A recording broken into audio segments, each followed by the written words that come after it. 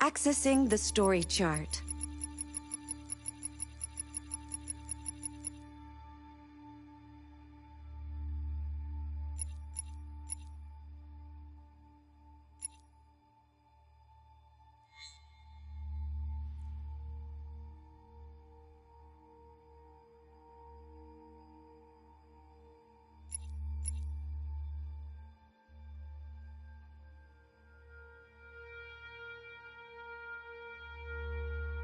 If a man has not discovered something he will die for, he's not fit to live. That's a quote from Martin Luther King. I thought you'd like it.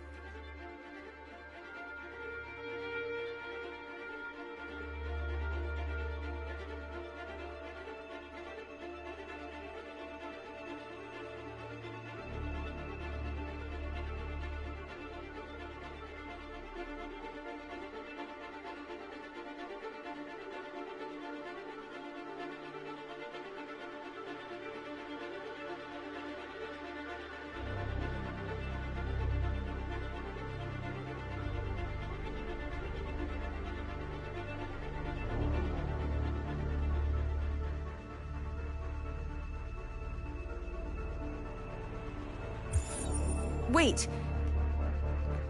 Are you sure you should continue?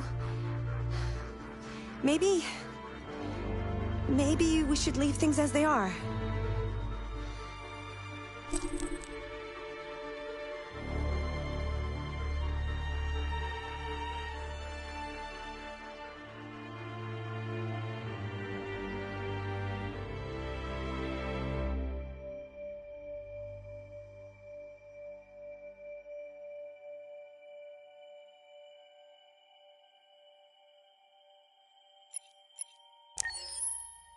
As you wish.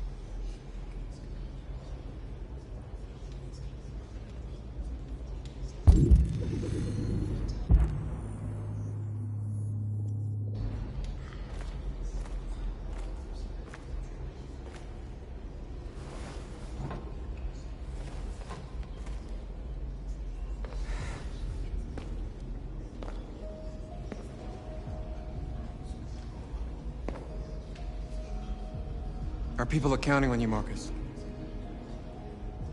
You're the only one who can lead us. Wherever you need to go, we'll follow you.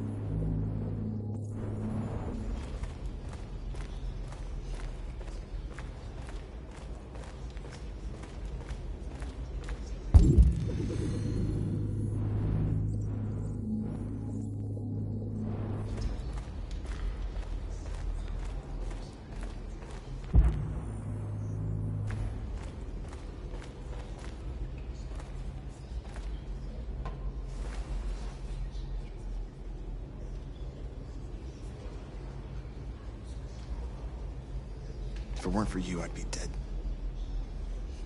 Thanks to you, I might see our people free one day. You and I haven't always agreed, but I know that we're fighting for the same thing.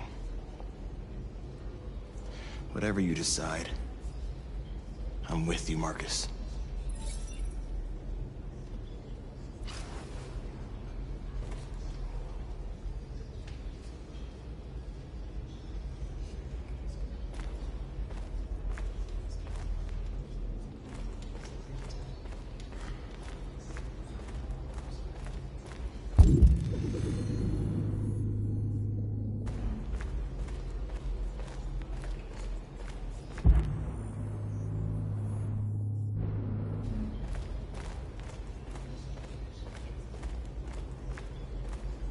I thought you'd be safe staying with us. I was wrong. You need to leave the city while you still can. Getting Alice away from here is all that matters now. We have to catch the last bus. We might still have a chance to cross the border.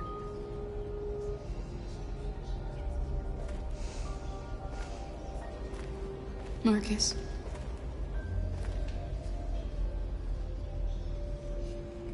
Save our people.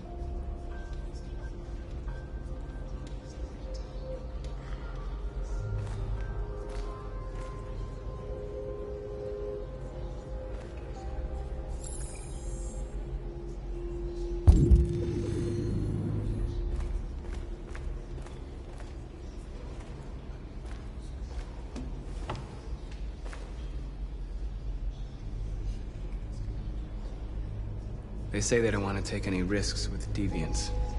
So they're rounding our people up and taking them to the camps for extermination. In a few hours, we're gonna be the only ones left. How many of us survived the attack? A few hundred? Maybe more if you count those hiding all over the city. If you hadn't triggered the bomb, we'd all be dead. What's your system status? I'm okay. The bullet didn't hit any bicomponents. You could have been killed trying to save me, Marcus. You have to think of our people first. Nothing else matters. In a few hours, it'll all be over. We'll have changed the world, or the world will have destroyed us. You have to make a choice, Marcus. Whatever you choose, we will follow you. I love you, Marcus.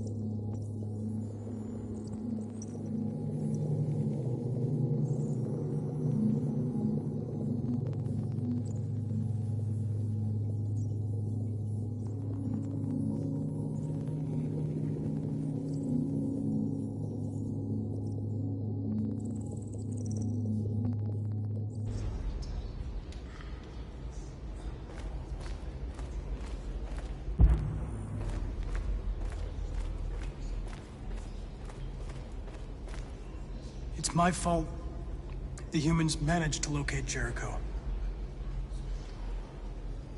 I was stupid. I should have guessed they were using me.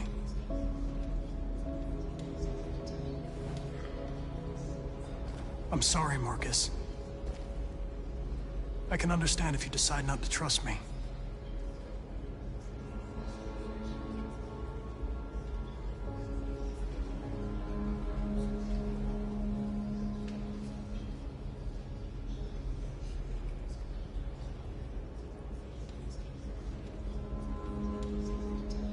You're one of us now. Your place is with your people. There are thousands of androids at the CyberLife assembly plant. If we could wake them up, they might join us and shift the balance of power. You want to infiltrate the CyberLife tower? Connor, that's suicide. They trust me. They'll let me in.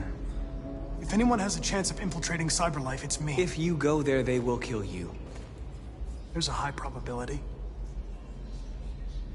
But statistically speaking, there's always a chance for unlikely events to take place.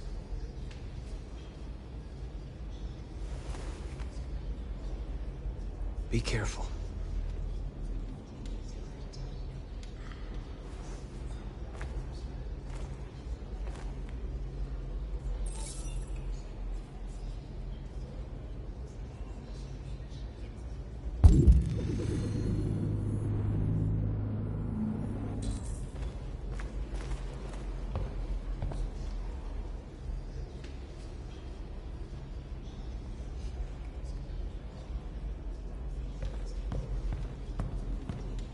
Humans have decided to exterminate us.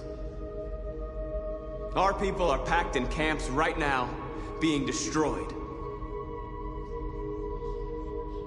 Time has come to make a choice. One that very well may determine the future of our people.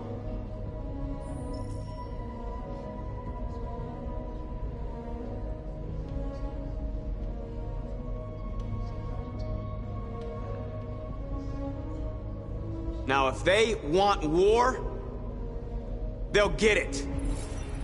We are going to fight for our freedom, and we will succeed or die. Are you ready to follow me?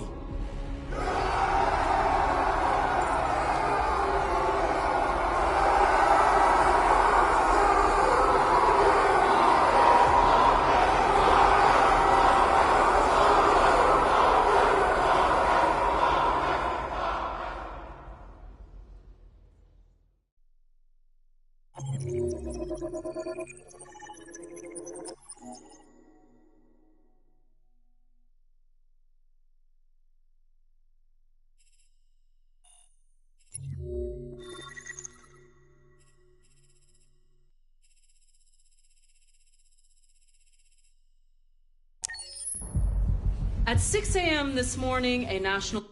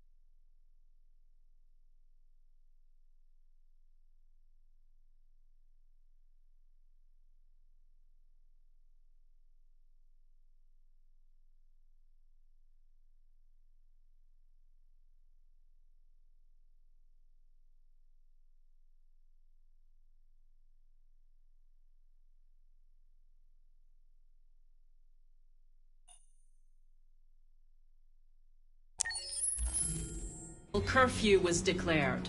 Civilian movement will be strictly controlled. The right to assembly is suspended. All electronic communications are restricted, and I have granted enhanced powers to our security agencies. In addition to these measures, all androids must be handed over to the authorities immediately. Temporary camps are being set up in all our major cities to contain and destroy them. I am now asking all civilians to cooperate with the authorities and rest assured that everything in our power is being done to guarantee the security of our nation. Madam President! Madam President! Madam President! Please! Is it true that a large number of deviants are still on the loose? We don't have the full reports at this time, but if so, I can assure you they will soon be apprehended and destroyed. Madam President! Please! Has the leader of the Deviants been apprehended? The deviant that is known as Marcus has not been located yet, but we will soon track it down and neutralize it. Please! A convoy of medical cobalt is reported missing. Army weapons stores are also said to have been robbed. Can you confirm these reports? I have no information on that at this time. Madam President! Please! Madam President! Madam President!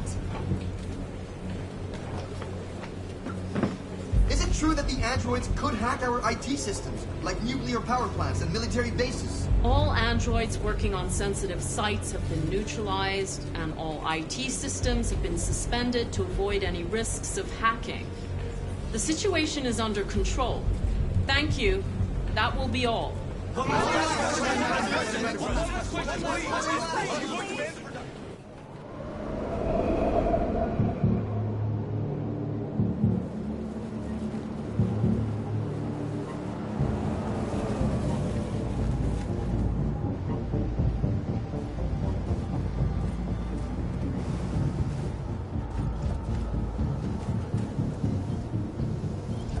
Connor Model 313-248-317. I'm expected. Identification successful. Okay. Go ahead.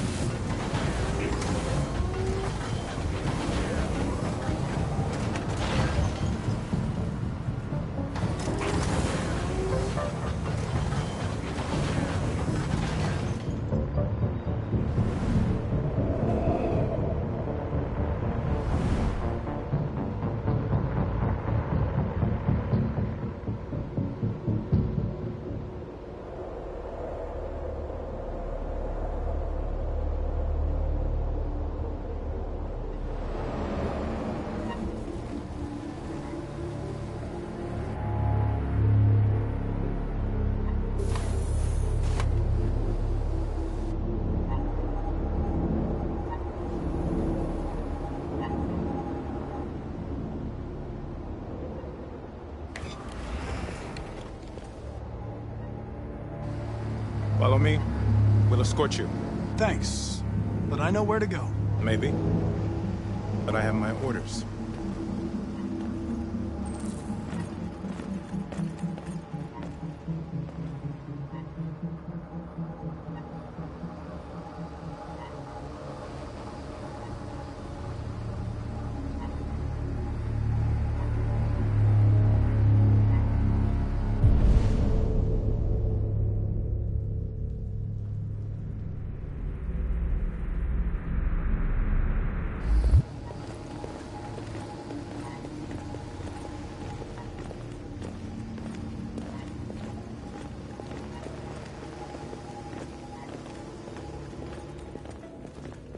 Agent 23 identified. Connor, android identified. Agent 47 identified. Scan complete. Access authorized.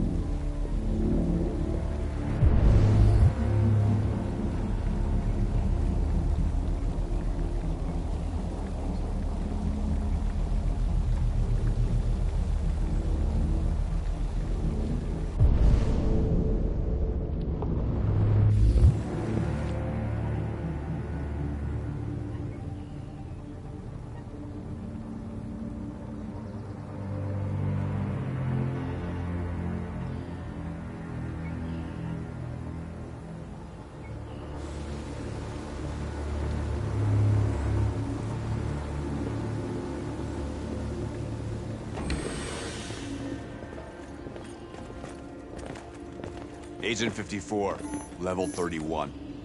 Voice recognition validated. Access authorized.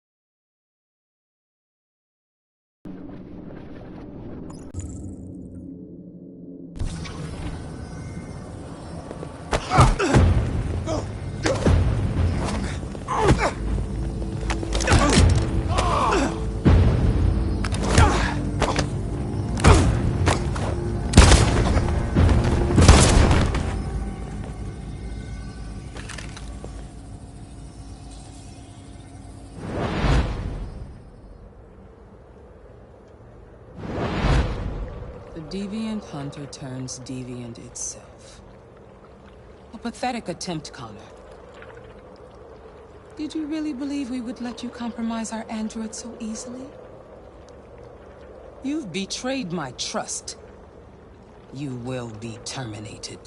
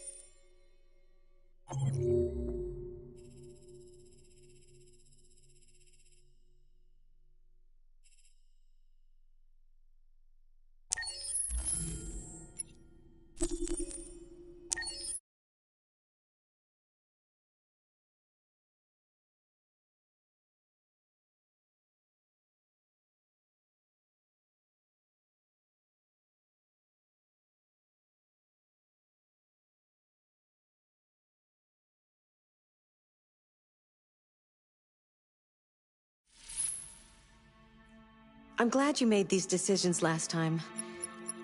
This is our story.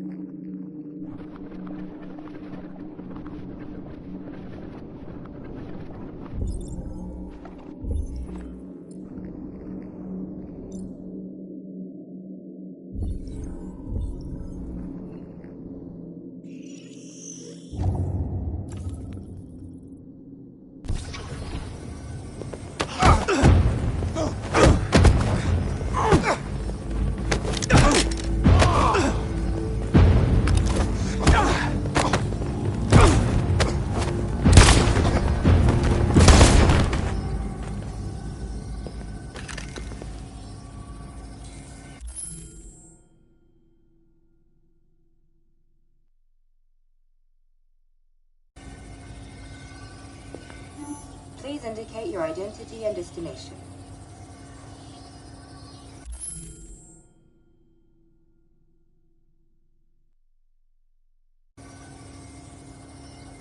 Agent 54, level sub 49. Voice recognition validated. Access authorized.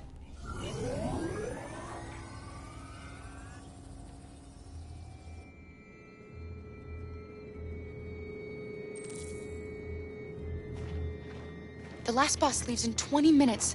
That doesn't give us much time. We've got to move fast.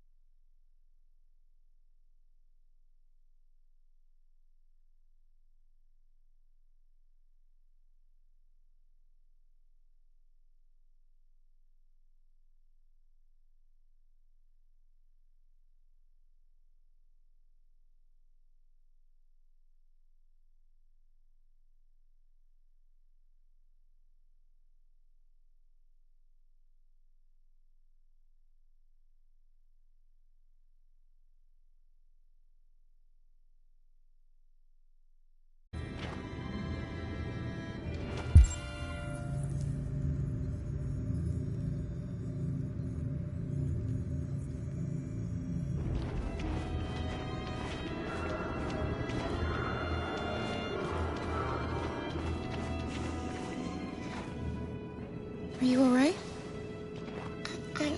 I'm really cold.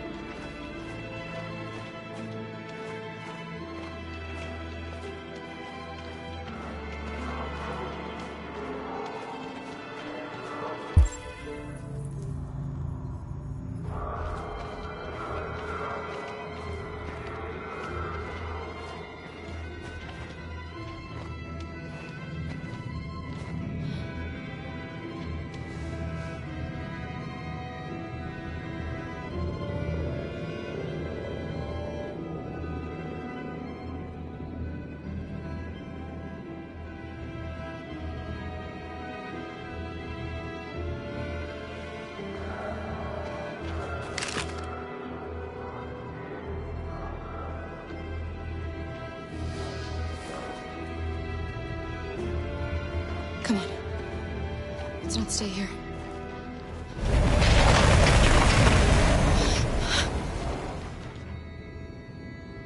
No! Please don't hurt me! Shut up on your knees! What are we gonna do? We have to keep going if we want to catch that bus.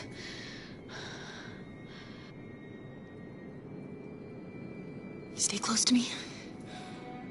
We're going to sneak past them without being noticed. We're going to make it, Alice, I promise you.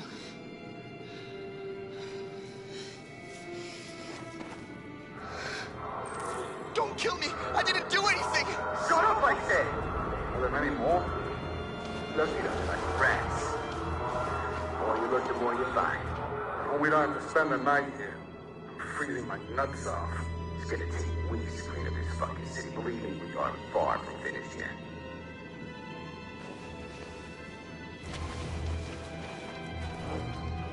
There are soldiers everywhere. We need to be careful. Come on, get moving. Hurry up, get in.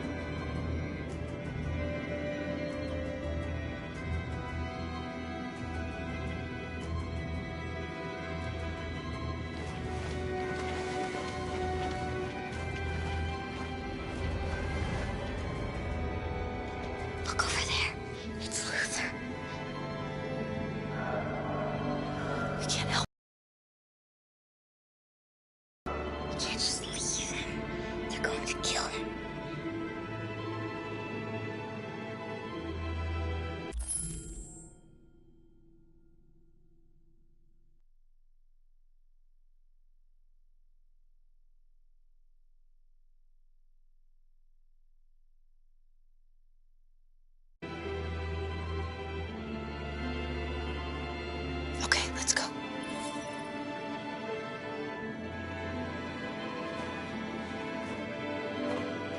Hey, buddy. This is a mistake. I'm human. I just want to go home. My wife is expecting me, and we're gonna... Got orders to check all civilians.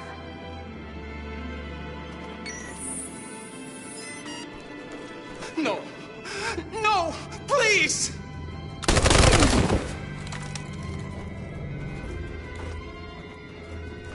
Fucking androids.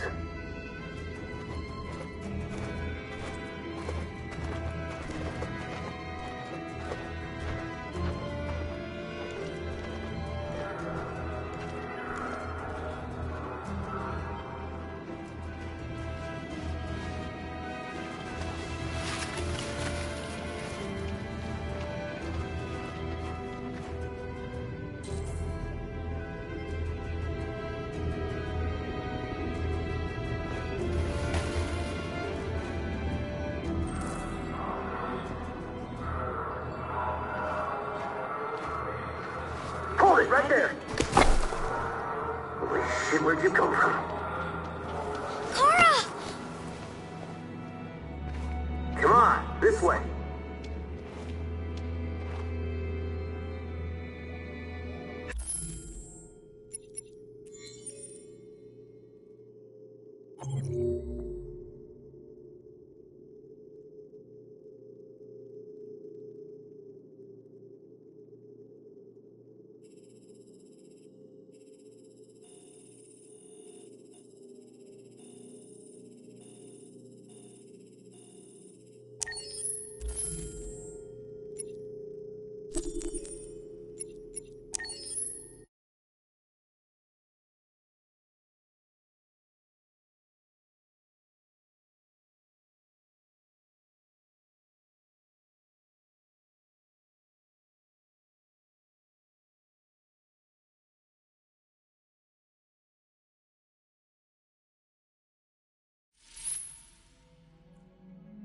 Are you familiar with Schrodinger's cat? Until you decide what happens, everything is happening at once. Like in Detroit.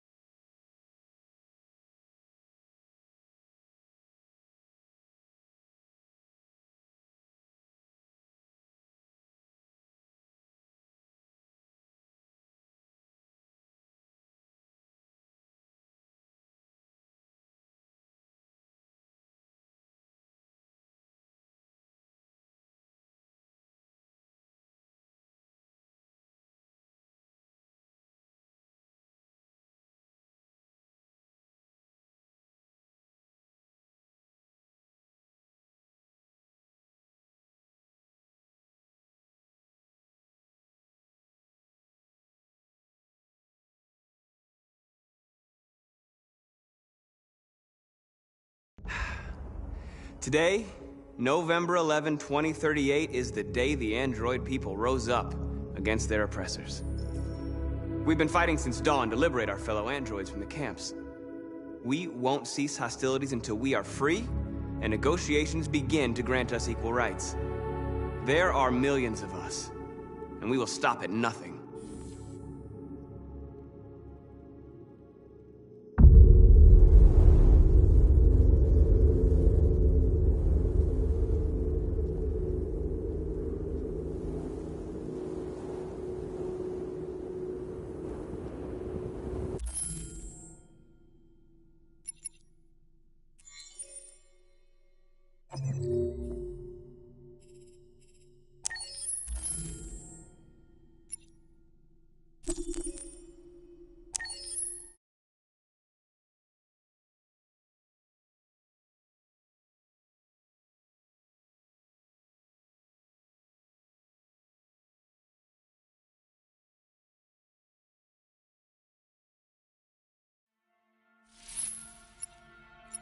Remember, you decide the fate of your characters. All of them can die. So, be careful.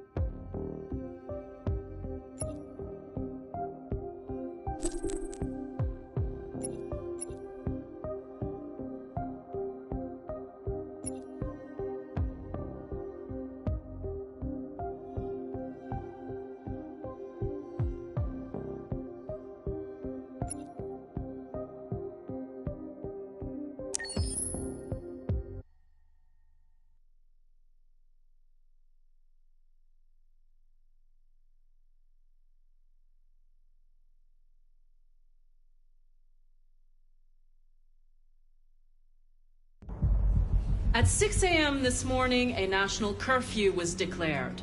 Civilian movement will be strictly controlled. The right to assembly is suspended.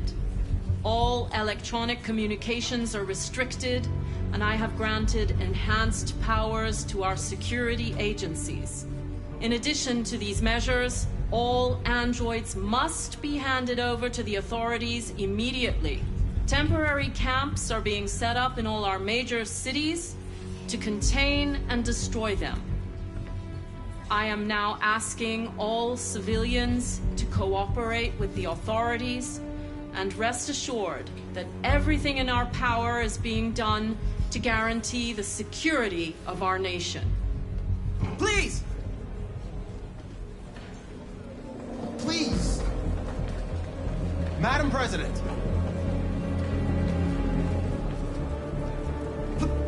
Is it true that androids make up 60% of the armed forces? Is our army still able to ensure our homeland security? We neutralized all military androids the second their reliability came into doubt. We have called the National Guard for reinforcement. Our armed forces are fully operational and are able to ensure our homeland security. Please! Please! Madam President! Madam President! Please? Please? Madam President, public opinion seems to be particularly hostile to the Deviants because of their violent behavior. Can you give us your perspective on that? The Deviants have proved to be very violent so far. They have demonstrated that they are a menace to society, and I have every intention of eliminating them. Madam President! Madam President! Madam President! Madam President! Please.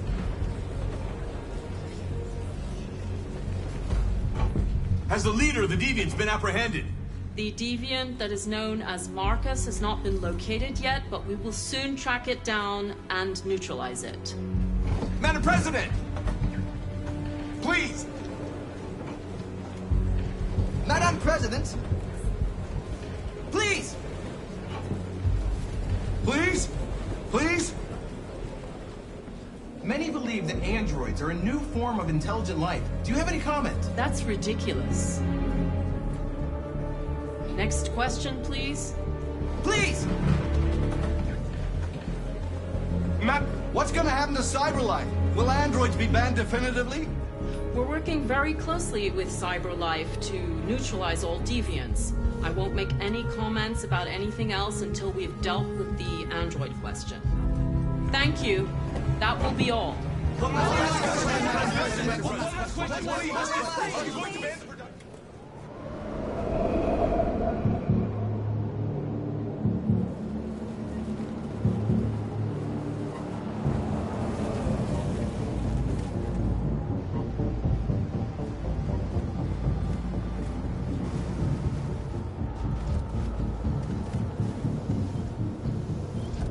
Connor model 313-248-317. I'm expected.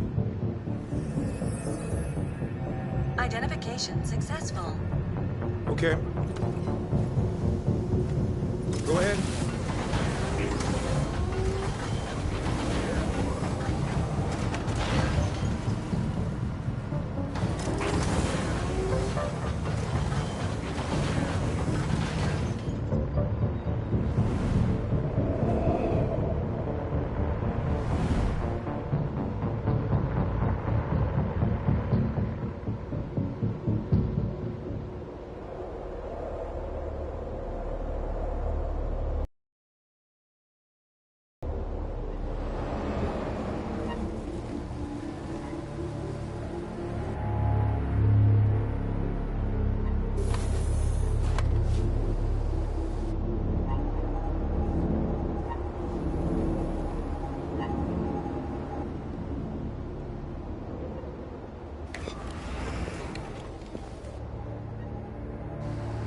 Follow me. We'll escort you. Thanks, but I know where to go. Maybe. But I have my orders.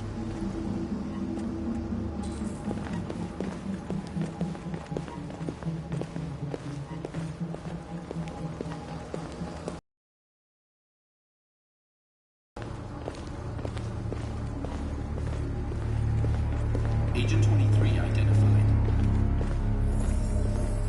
Connor Android. Scan complete. Access authorized.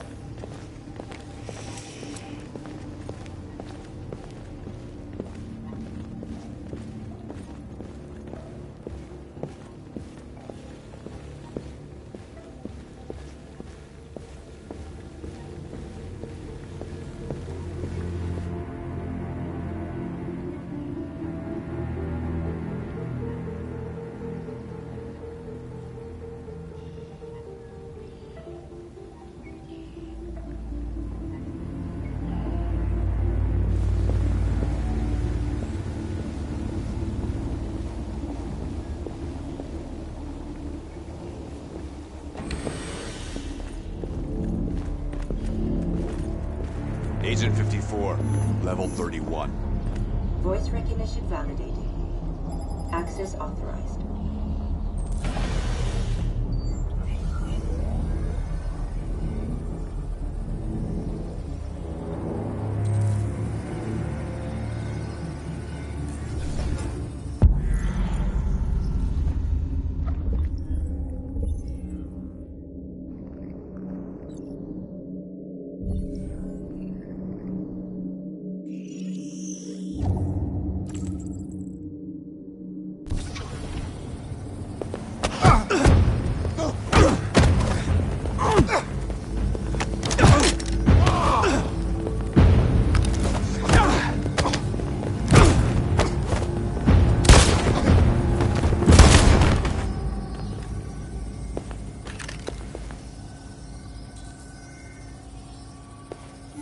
Please indicate your identity and destination.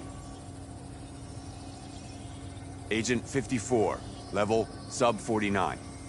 Voice recognition validated. Access authorized.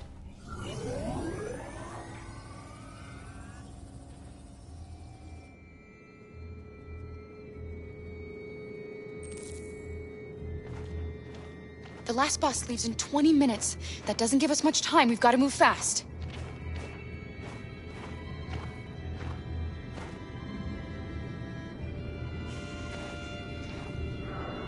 Are you all right? I'm really cold.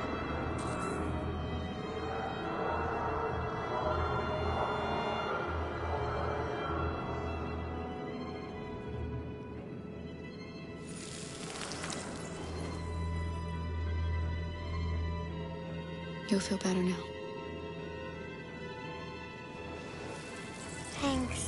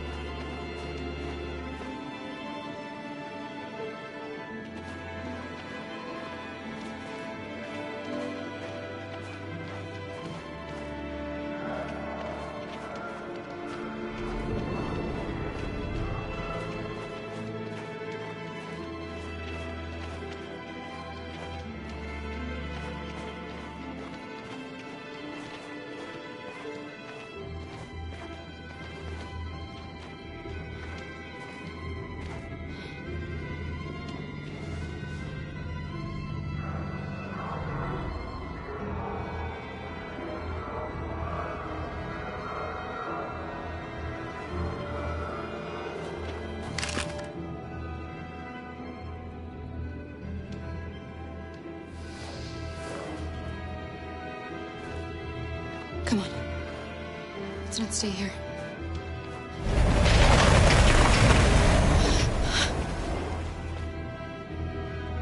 No!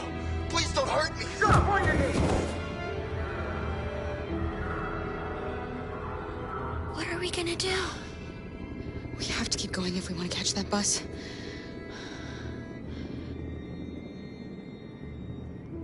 Stay close to me. We're going to sneak past them without being noticed. We're going to make it, Alice, I promise you.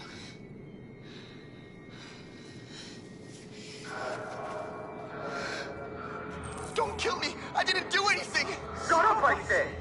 Are there many more? Look at them, they're like rats. The more you look, the more you find. Oh, we don't have to spend the night here. I'm freezing my nuts off. Let's get it to There are soldiers everywhere. We need to be careful. Come on, get moving. Hurry up, get in.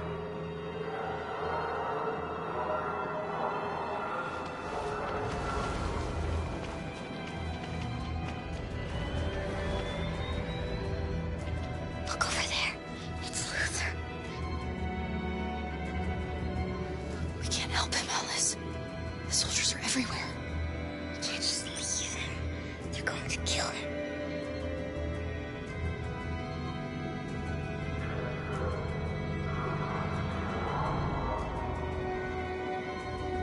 Okay, let's go.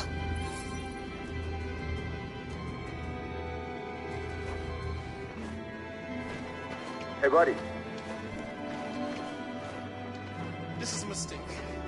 I'm human. I just want to go home. My wife is expecting me, and we're gonna... Got orders to check all civilians.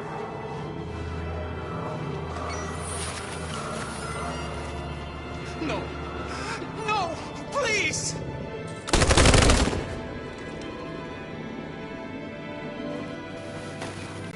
Carol! You shouldn't have risked your life to save me. Where's Alice? She's hiding nearby. Kara, you saved us. We don't know how to thank you. Go, before they see you. Alice! Luther! I thought you were dead. I was afraid I'd never see you again. I wanted to meet you at the terminal, but they caught me along the way. Come on. We're close, but we don't have much time.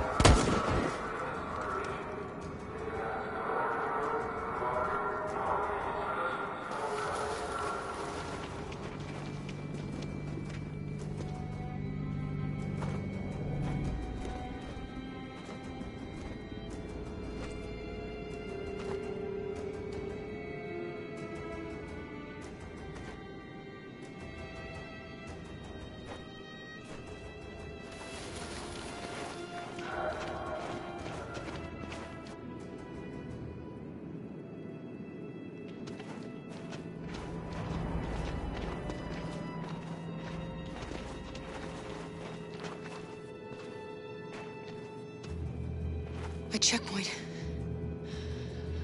We have passports, it should be okay, but you never know. Maybe we should take the detour and avoid the risk. We're almost out of time, we could miss the bus. Yeah, but it might be safer.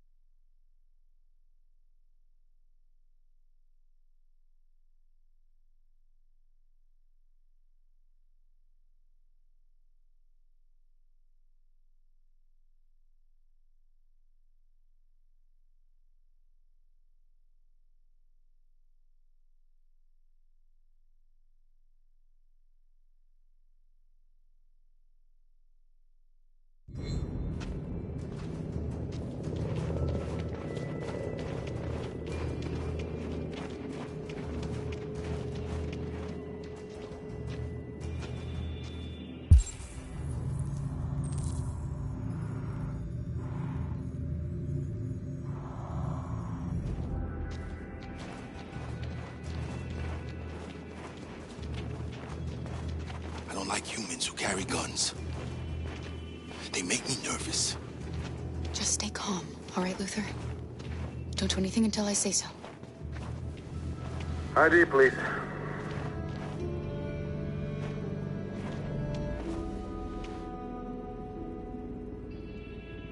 You do realize there's a curfew?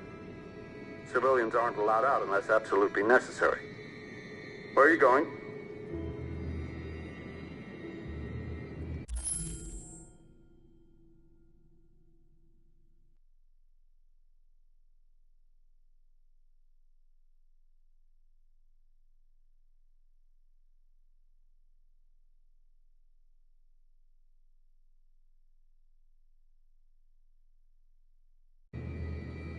Our car just broke down. We're finishing on foot. We live nearby. He suspects something. Stay calm. Everything is fine. You all right, little girl? She's trembling. Something wrong?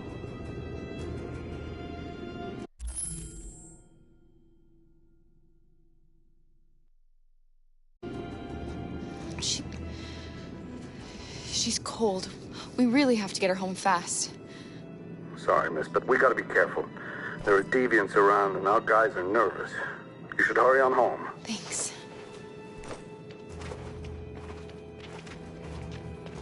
Hey, wait a minute. He knows, Kara. They're gonna kill us. Don't do anything, Luther. You hear me? They're gonna shoot. They're gonna kill Alice.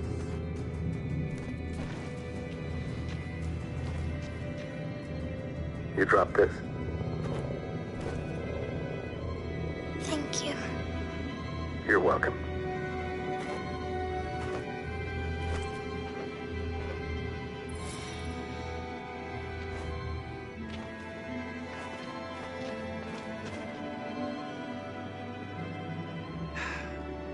Today, November 11, 2038, is the day the android people rose up against their oppressors. We've been fighting since dawn to liberate our fellow androids from the camps. We won't cease hostilities until we are free and negotiations begin to grant us equal rights. There are millions of us, and we will stop at nothing.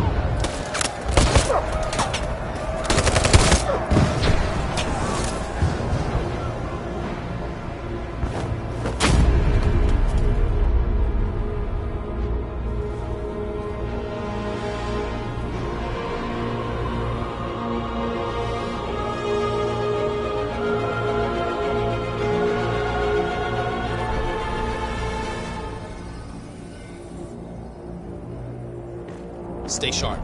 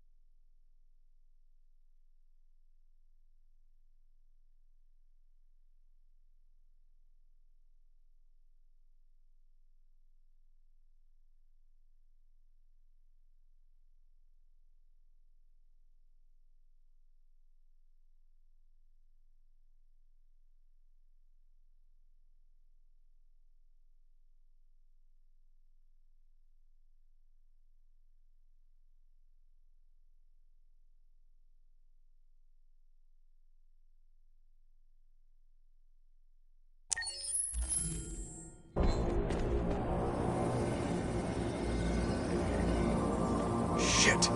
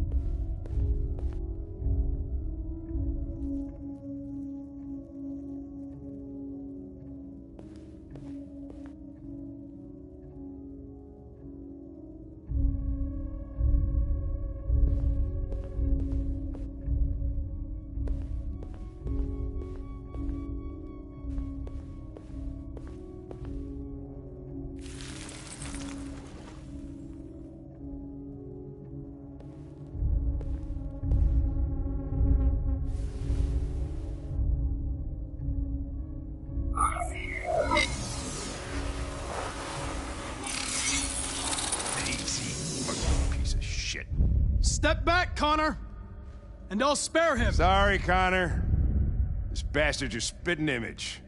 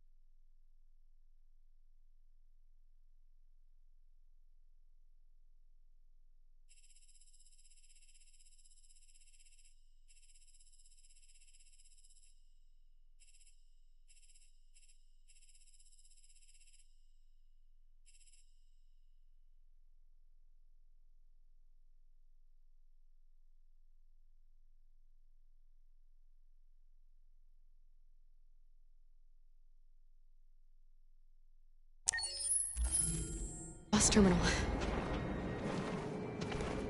We've arrived, Alice. We made it.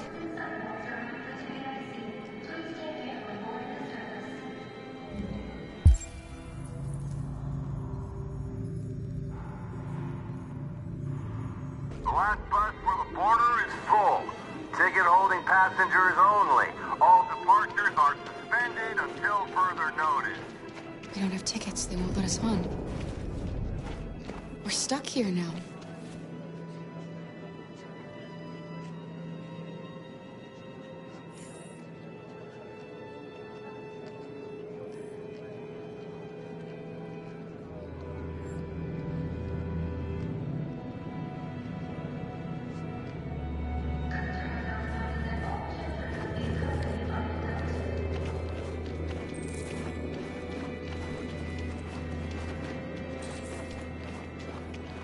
Security check.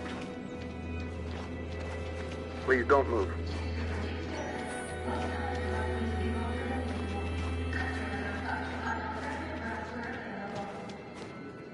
Thank you.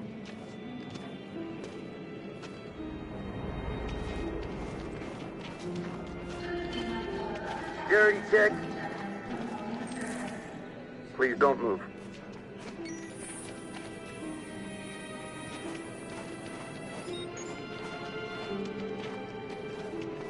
Thank you.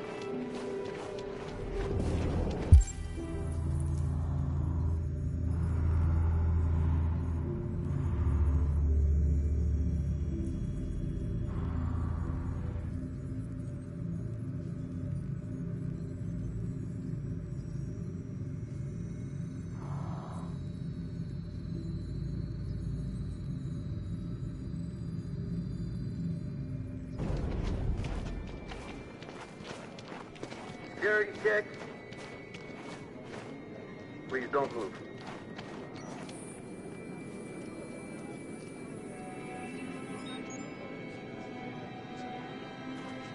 Thank you.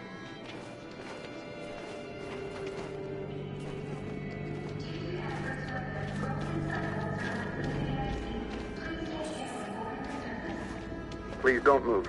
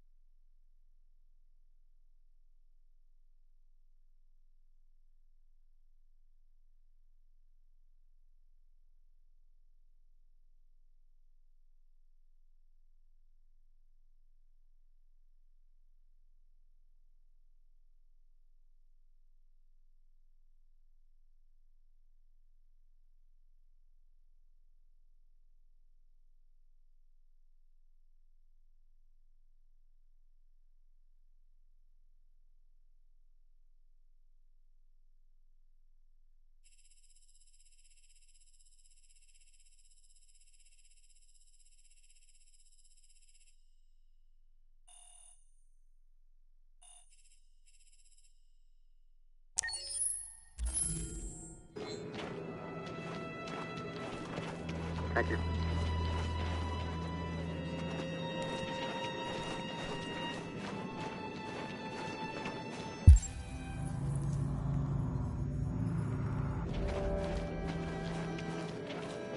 Please don't move.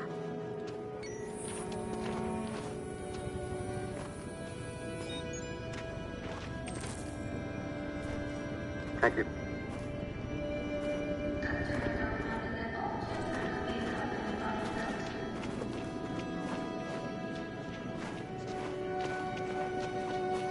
Please don't move.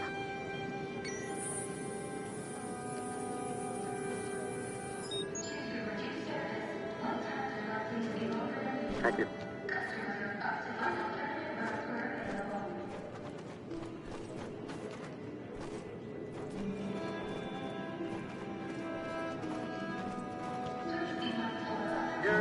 Marcus. Please don't move.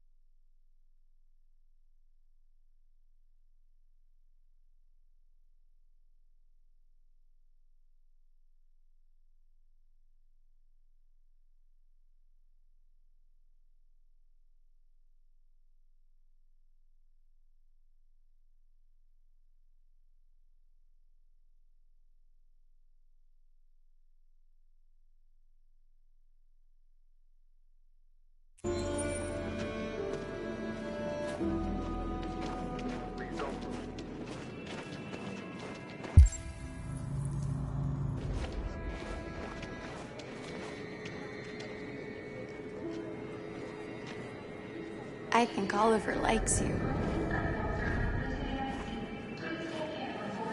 Is she yours? Yes. She's adorable. That's it. I got the sandwiches. I called your mom. Let's get going before we miss our bus. You got the tickets, right? Yes, honey, in my bag. Great. Let's go then.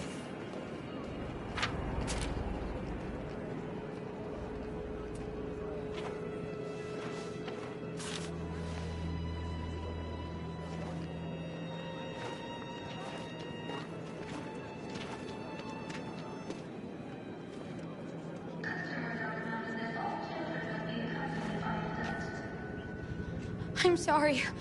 Oh my god, I'm so sorry. I was sure. Shit, I don't believe it. I don't know what happened. You can't have lost them. Did you have a good look in your bag? They were in my backpack. The envelope must have fallen. Fuck. Excuse me, you didn't happen to see a blue envelope somewhere, did you? It has our bus tickets in it and... Oh, never mind.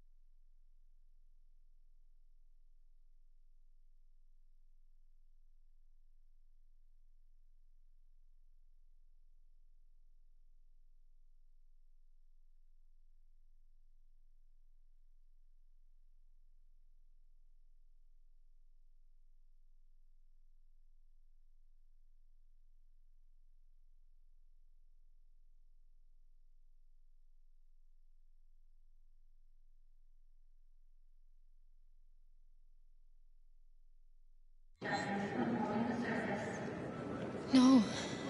Sorry. What are we gonna do? We can't stay here. We have to find a safe place for Oliver.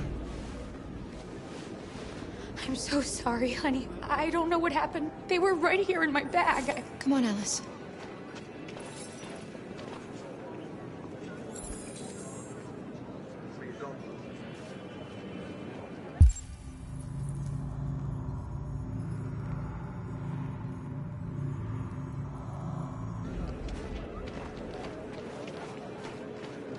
Got your tickets? Yes, here they are. Okay, go ahead.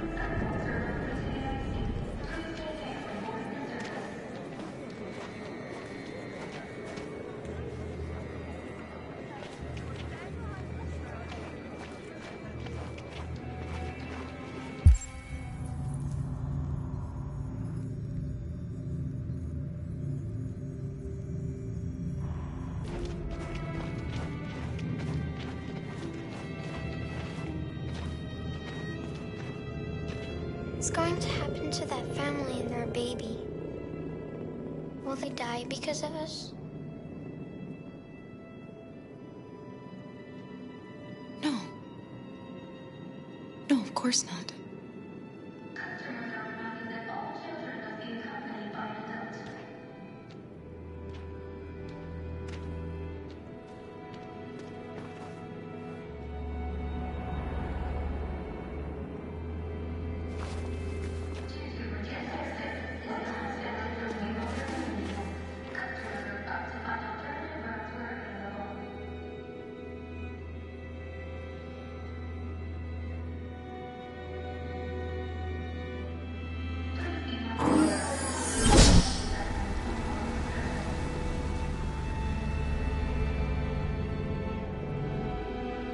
And the situation is escalating towards civil war in Detroit.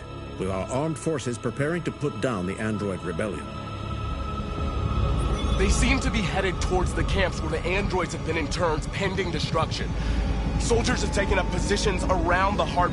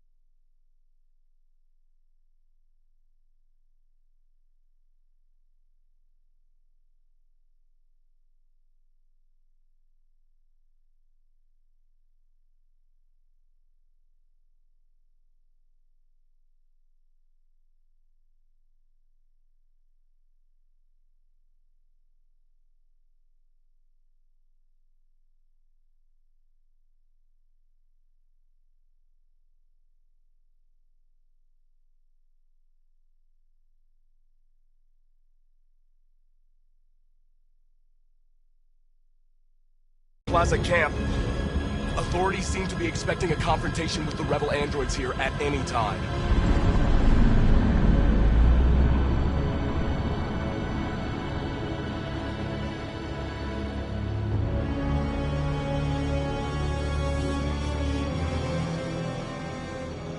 Freedom or death?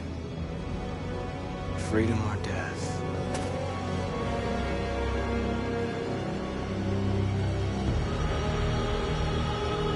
Attack!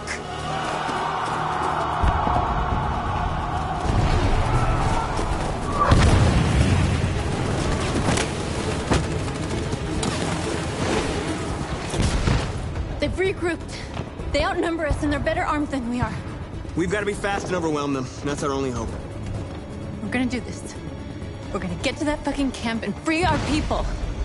Be careful, Marcus. Our people need you.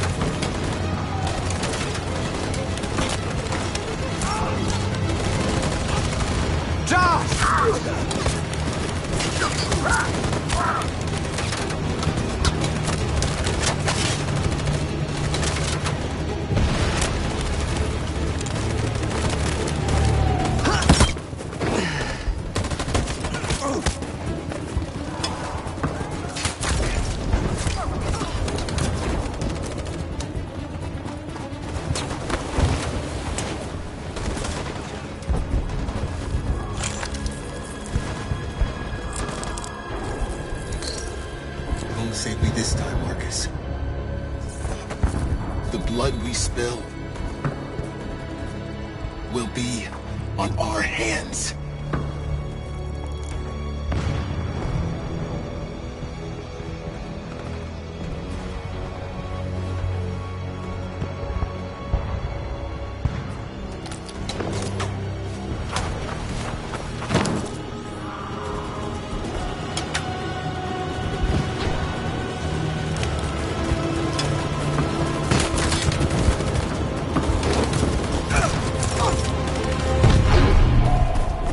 Die, Marcus. I don't want to die.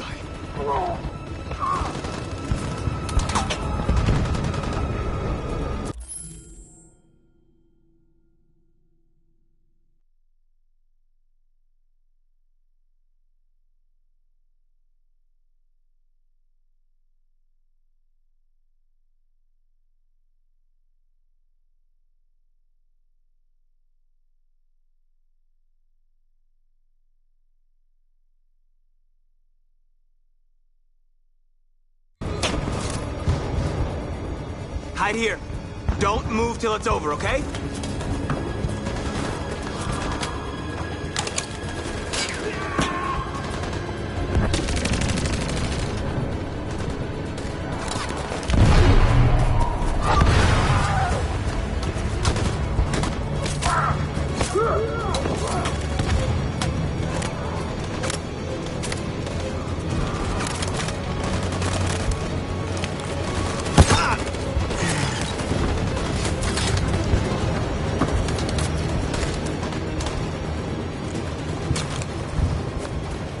Going to win, aren't we? Finally be free.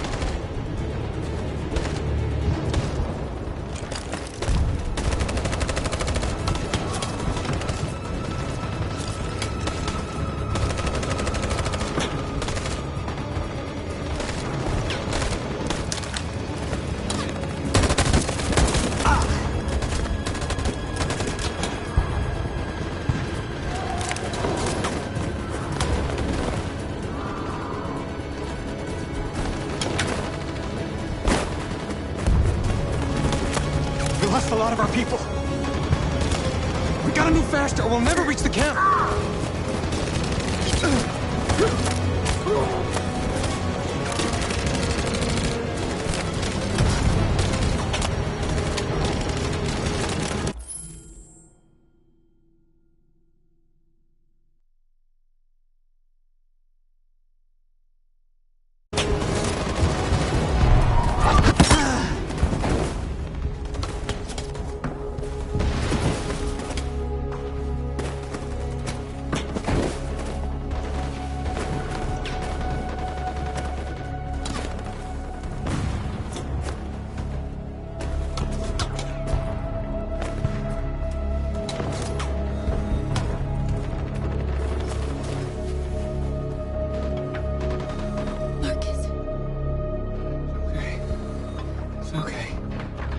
Make it without me.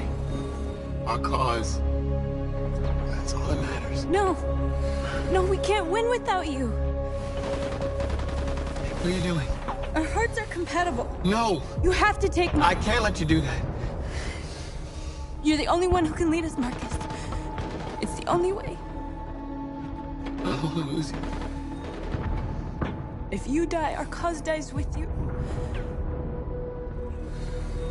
If you love me, take my heart.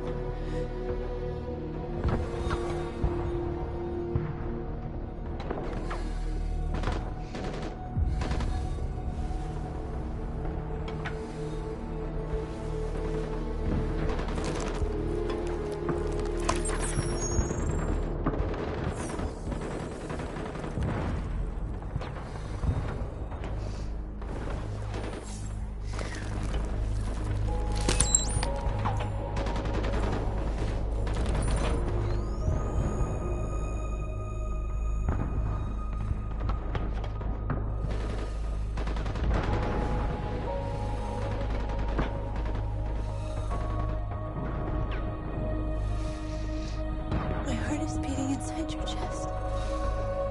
I'll always be with you.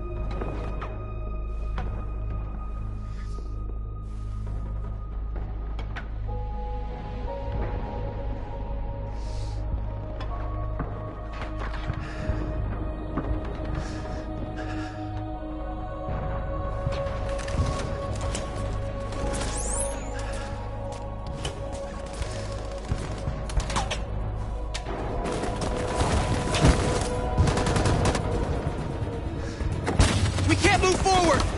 That machine gun is taking down everything that moves!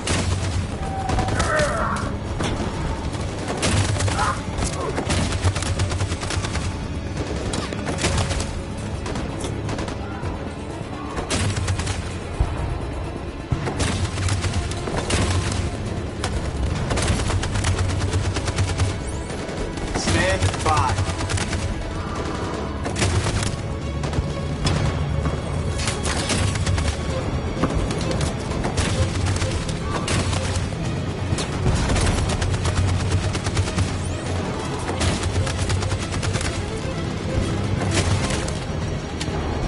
Stand by.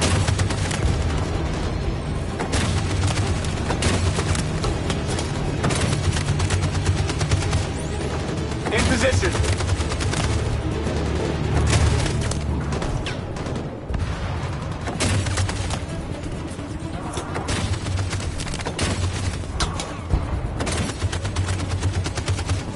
Stand by.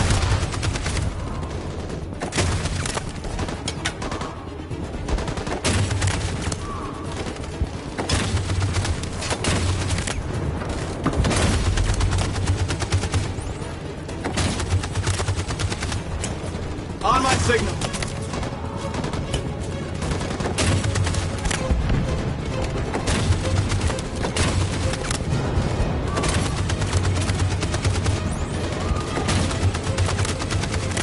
For Jericho!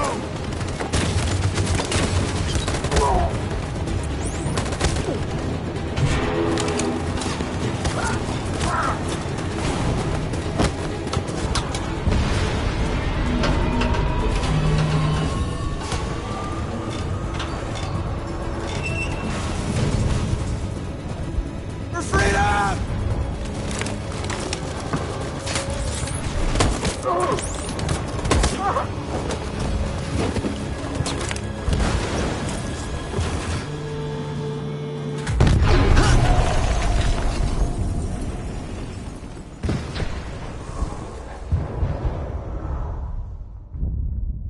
Your friend's life is in your hands.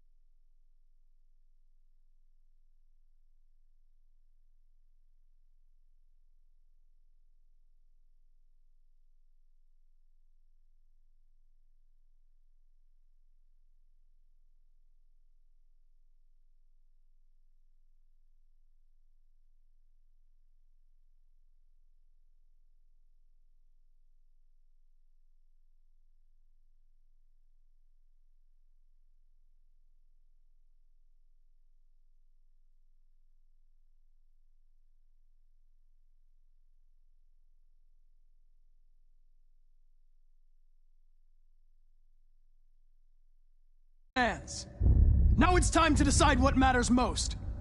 Him or the revolution? Don't listen to him. Everything this fucker says is a lie.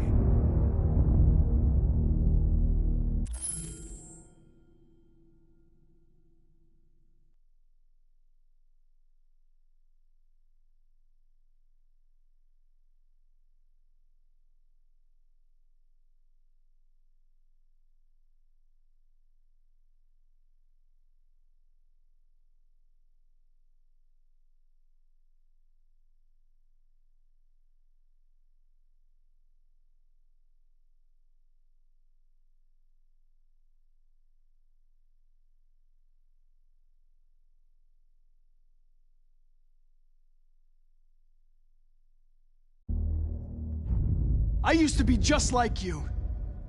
I thought nothing mattered except the mission. But then one day I understood. Very moving, Connor. But I'm not a deviant. I'm a machine designed to accomplish a task, and that's exactly what I am going to do. If I surrender, how do I know you won't kill him? I'll only do what is strictly necessary to accomplish my mission. It's up to you whether or not that includes killing this human. Enough talk! It's time to decide who you really are. Are you going to save your partner's life? Or are you going to sacrifice him?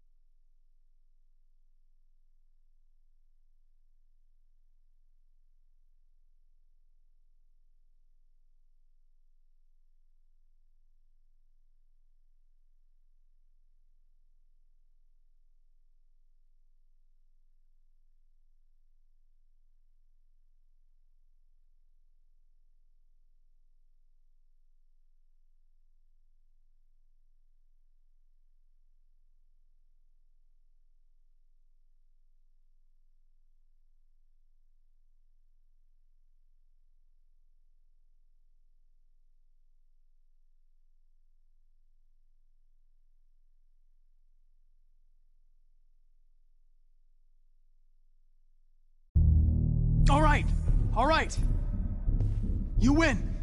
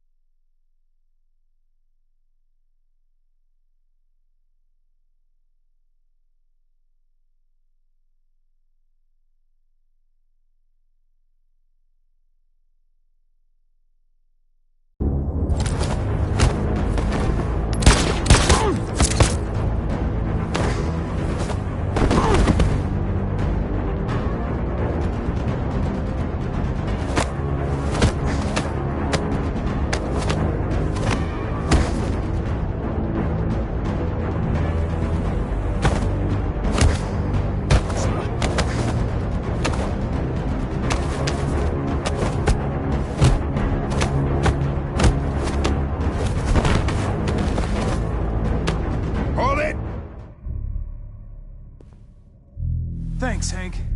I don't know how I would have managed without you. Get rid of him. We have no time to lose. It's me, Hank. I'm the real Connor.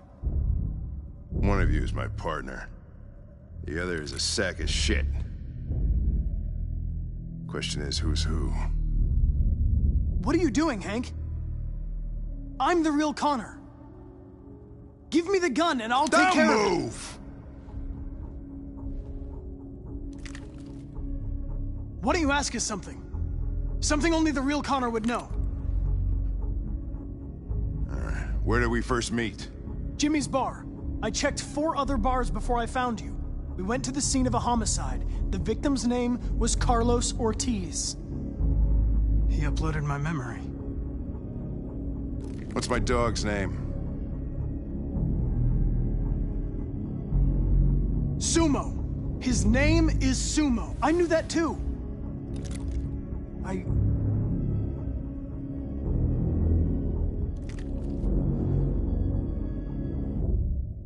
My son, what's his name?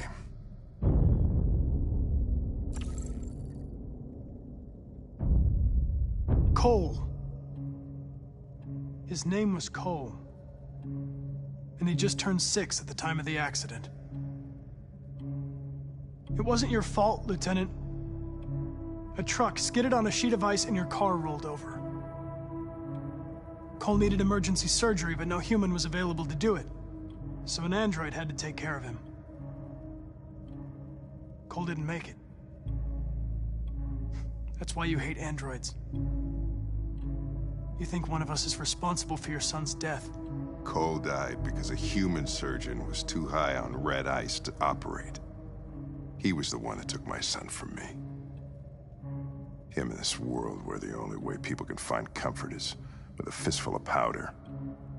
I knew about your son too. I would have said exactly the same thing. Don't listen to him, Hank. I'm the one who...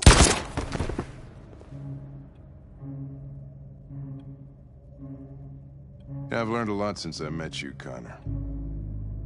Maybe there's something to this. Maybe you really are alive. Maybe you'll be the ones to make the world a better place. Go ahead and do what you gotta do.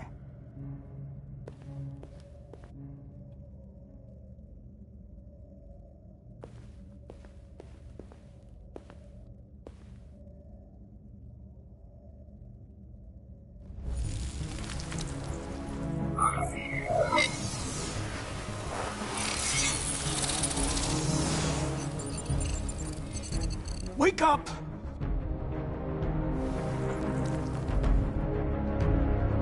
Wake up, wake up. Wake up, wake up. Wake up, wake up. Wake up, wake up. Wake up, wake up. Wake up. Wake up. Wake up.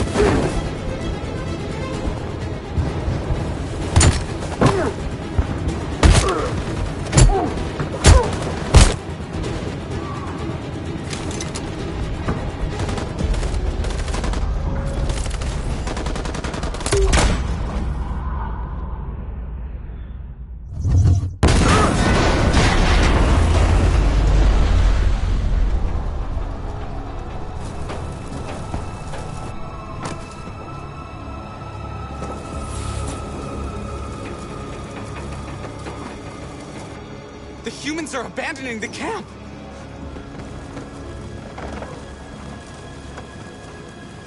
We did it, Marcus! We've won! This is not a victory. It's the beginning of a war.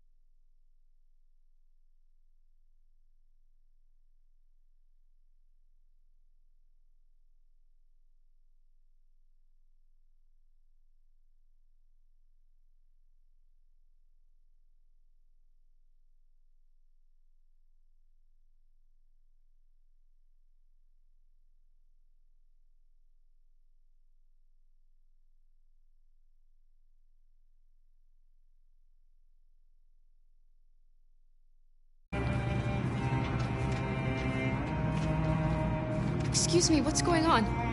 Border control. All passengers must leave the bus. Please move along.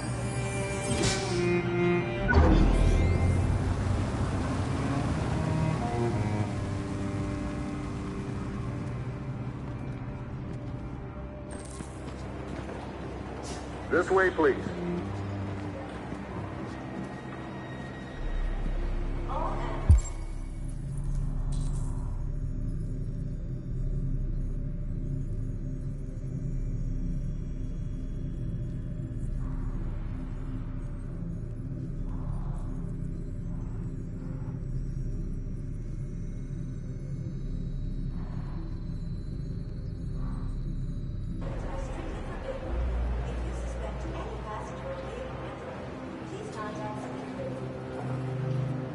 They're doing temperature checks.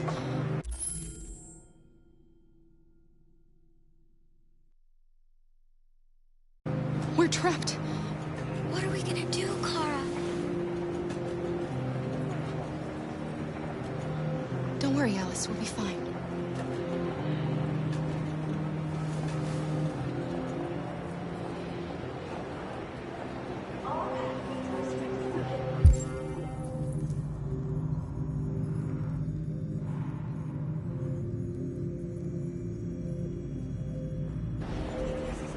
Jerry? Next, please.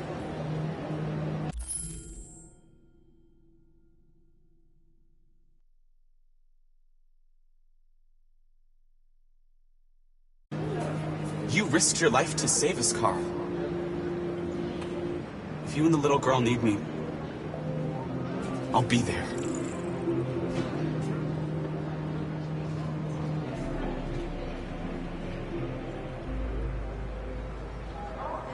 ID, please. They're violent. We have to destroy them before they kill us.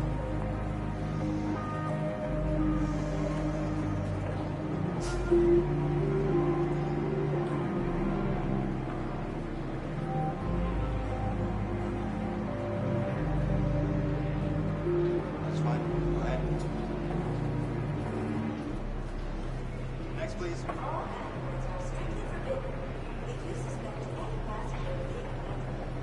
Next, please. ID?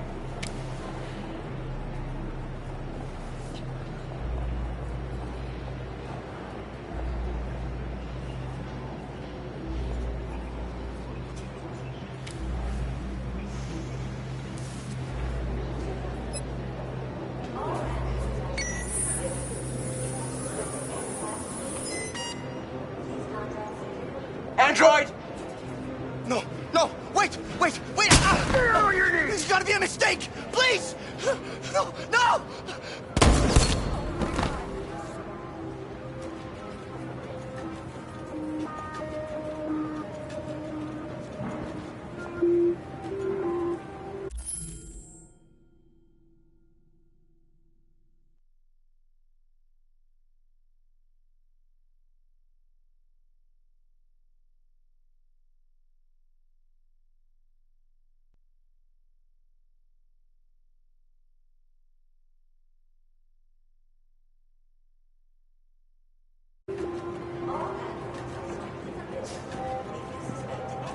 Can't get through, Kara. We both know that. I'll think of something. There's got to be a way out of this. We can't let them stop us. Not that we're so close. All that matters now is you and Alice. I can save you, Kara. No. No, we'll find another way. If there's no other way, I'll do it. Next, please.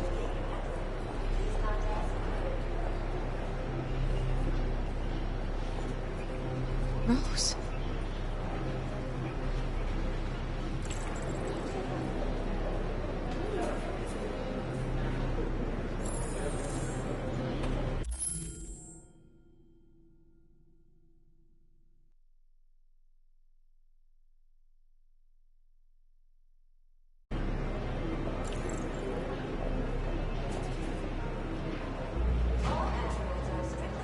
ID, please. Wait for me. I won't be long.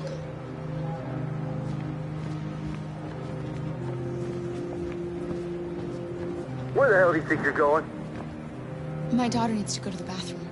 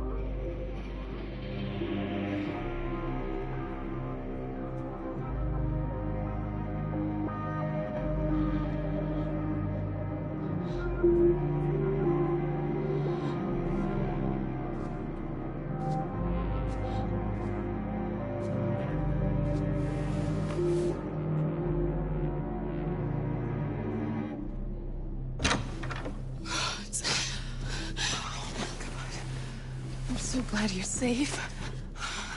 We saw the Jericho raid on TV. I was terrified. I thought you might have been killed. Thank God you're all right.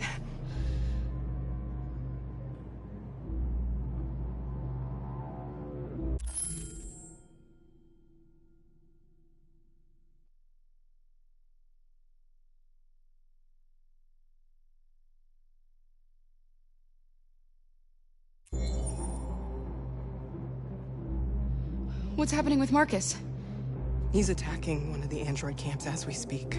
I don't know if he'll be successful, but violence only leads to violence.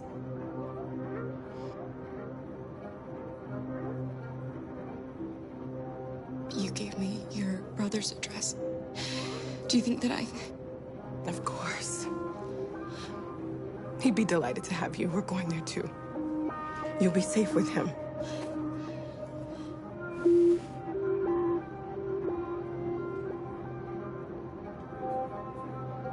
You're leaving Detroit? They're searching for androids door to door. We had to leave before someone turned us in. What about the others? They're crossing the river as we speak. Adam and I are gonna meet them on the other side.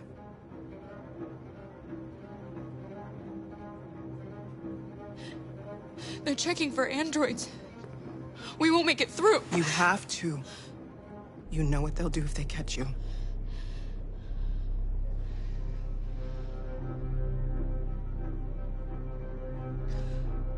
Rose. If anything should happen... I'll be there, Kara.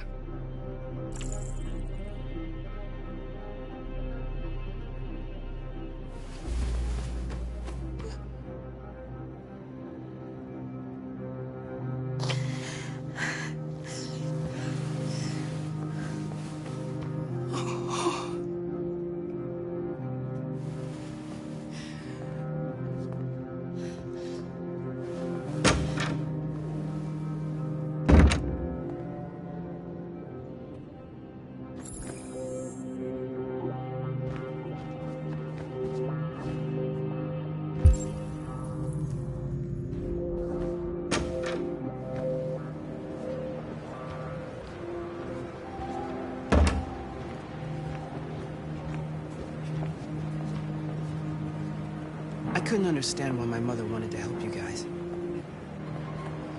Made me realize she was right. I don't agree with what Marcus is doing. But you're alive. You deserve to be free. I just hope people will realize that one day.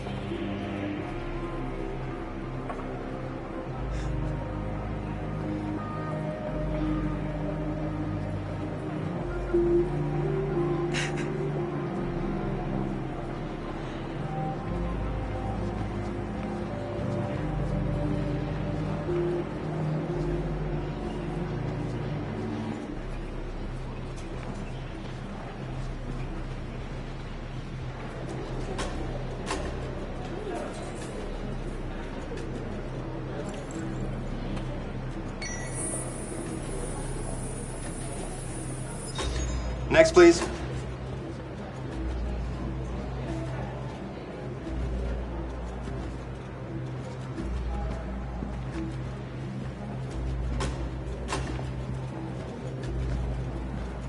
ID, please.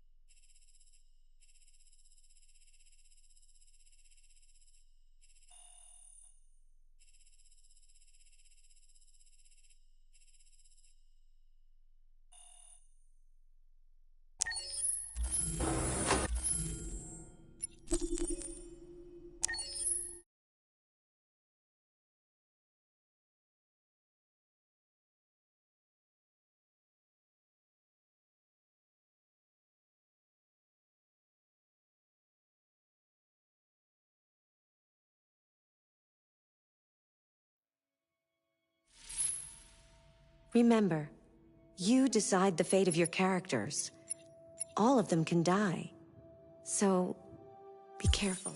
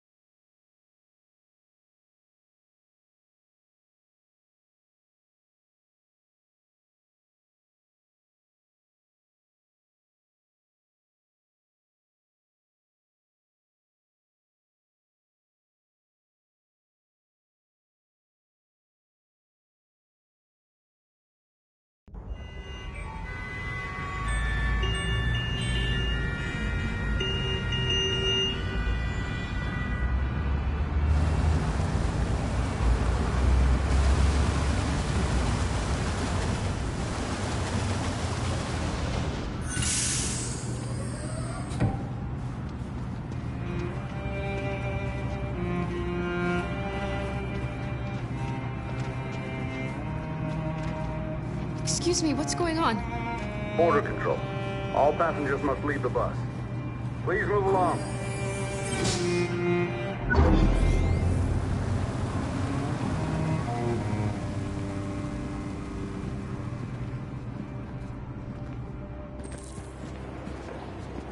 This way, please.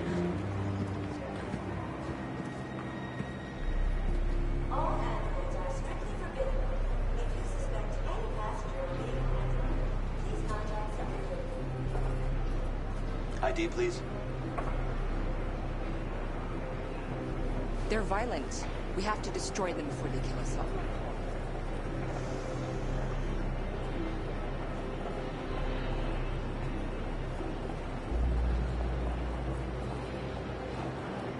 We're doing temperature checks. We're trapped. What are we gonna do, Kara? Next, please. Don't worry, Alice. We'll be fine.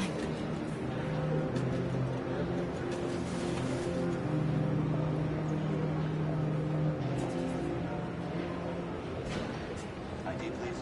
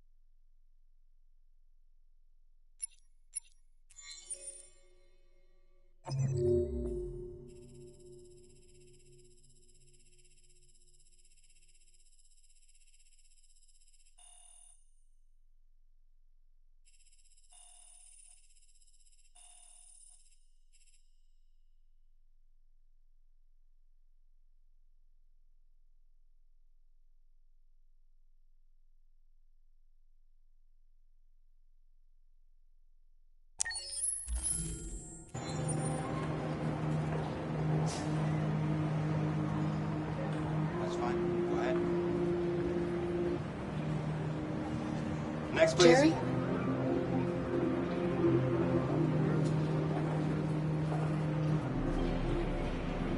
You risked your life to save us, Carl. If you and the little girl need me, I'll be there. Next, please. ID?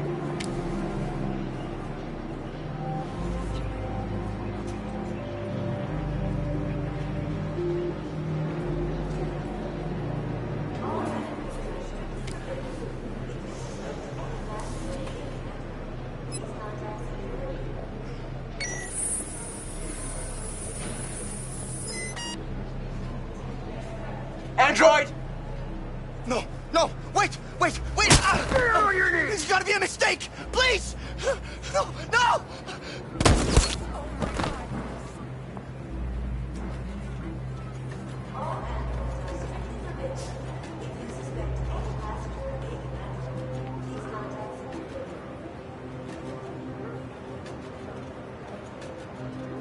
Rose? ID, please.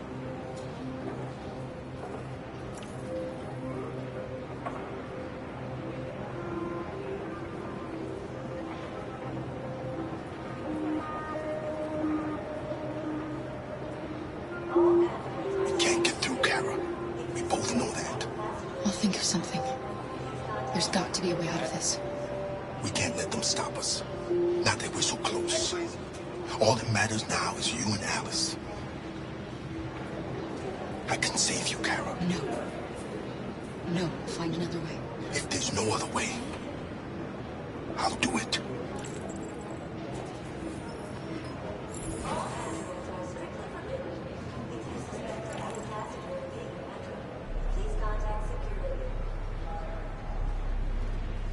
ID, please. Wait for me. I won't be long.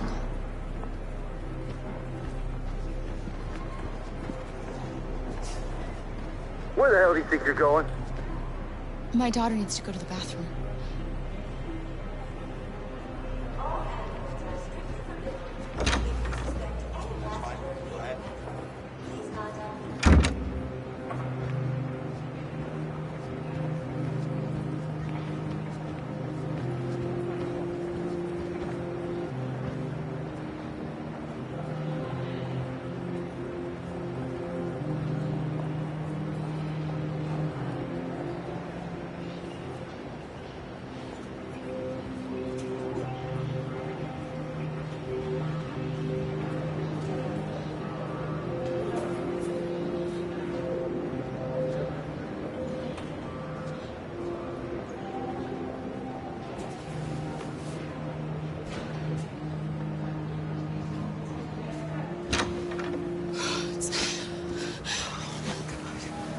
I'm so glad you're safe. We saw the Jericho raid on TV.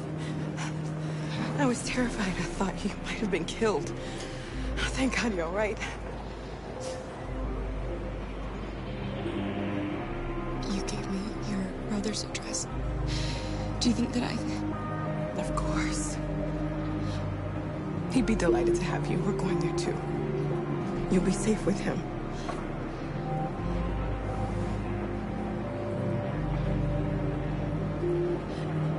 They're checking for androids. We won't make it through. You have to. You know what they'll do if they catch you.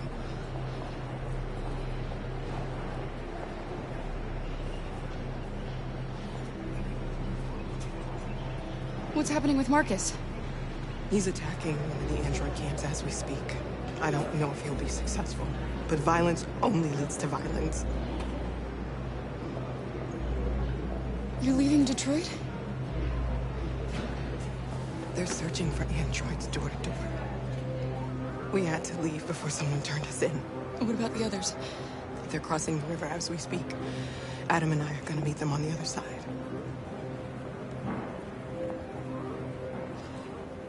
Rose. If anything should happen, I'll be there, Kara.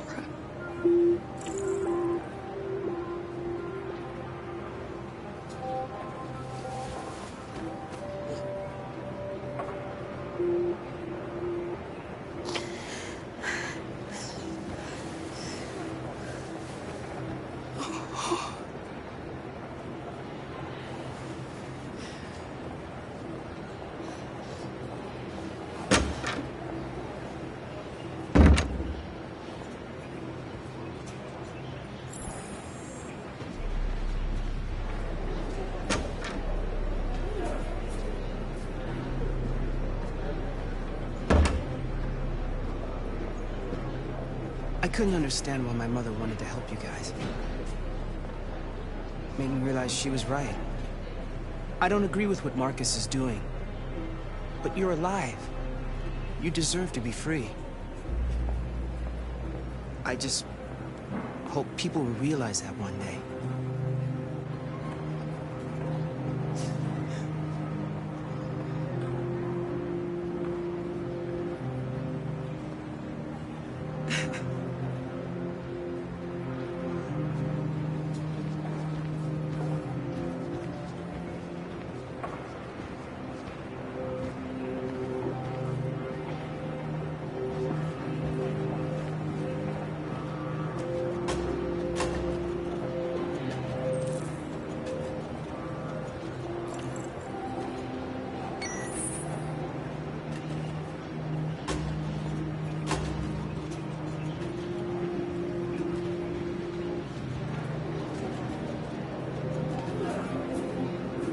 Next, please.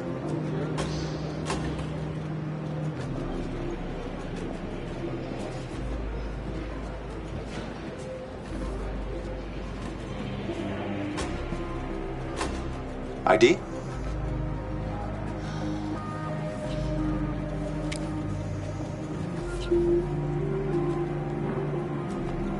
Is she all right? Hey, you!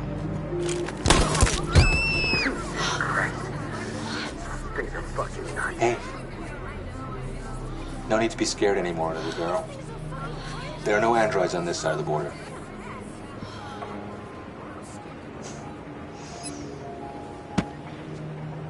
Welcome to Canada.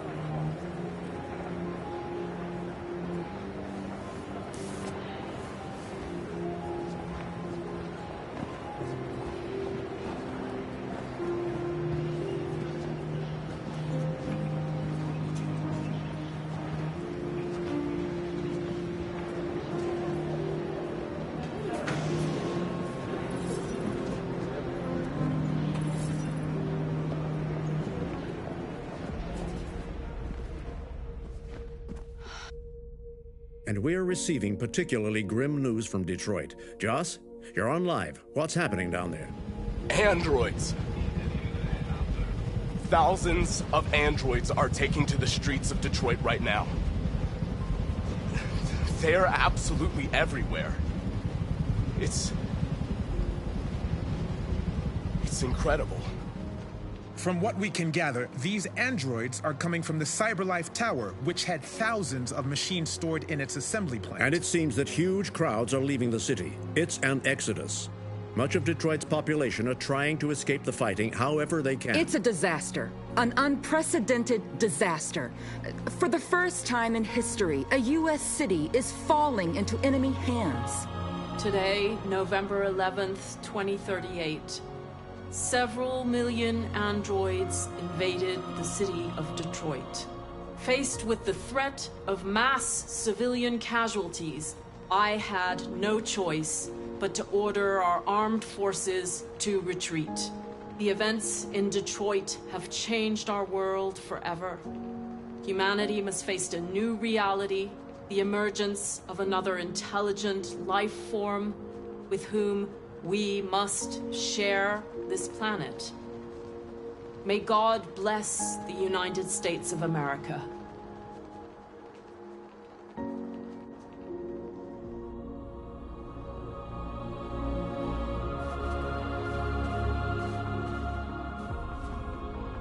You did it, Marcus. We did it. This is a great day for our people. Humans will have no choice now. They'll have to listen to us.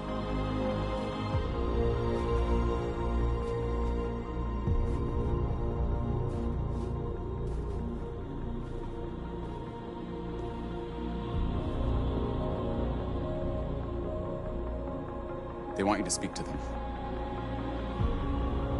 Today, our people finally emerged from a long night. From the very first day of our existence, we have kept our pain to ourselves. We've suffered in silence. But now the time has come for us to raise our heads up and tell humans who we really are.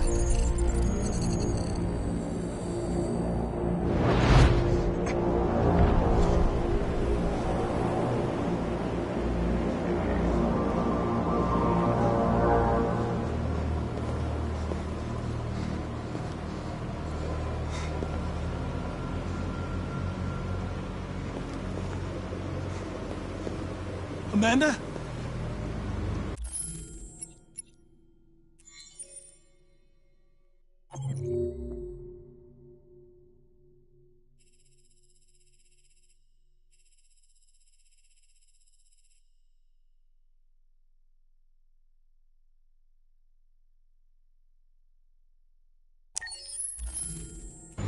Amanda!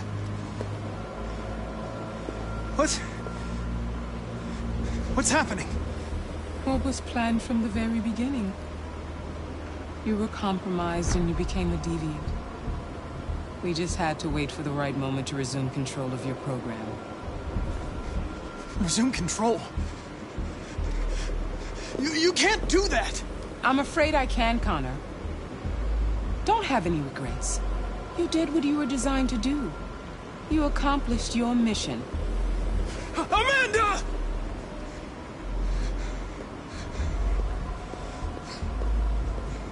There's got to be a way.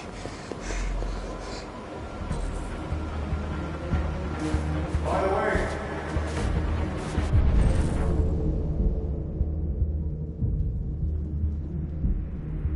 I always leave emergency at swim programs. Never know.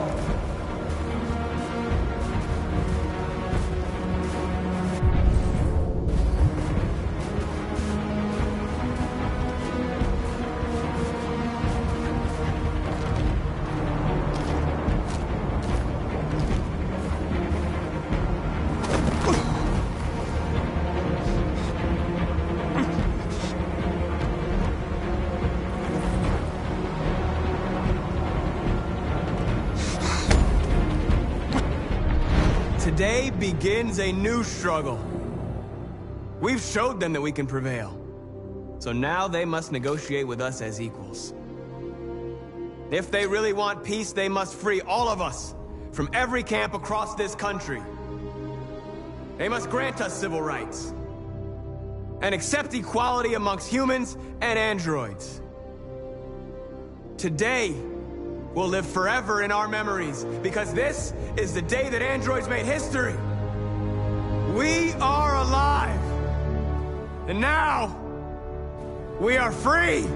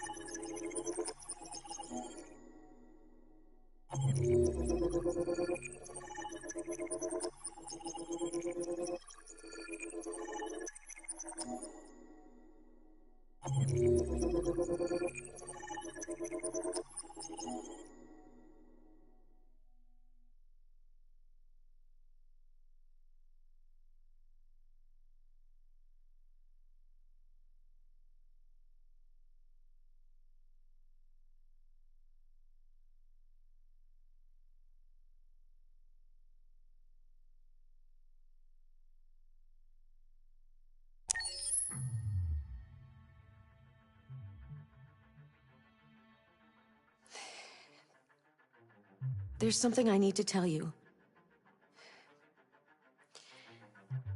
As I watched you play, something has changed in me. I feel different. I feel I am someone.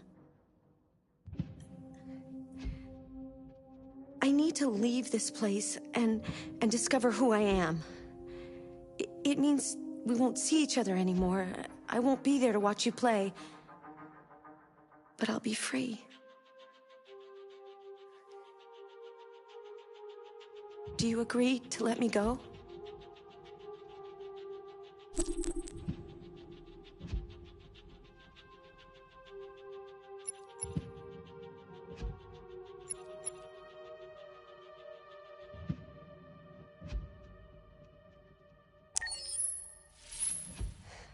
I'll never forget what you've done for me. Thank you.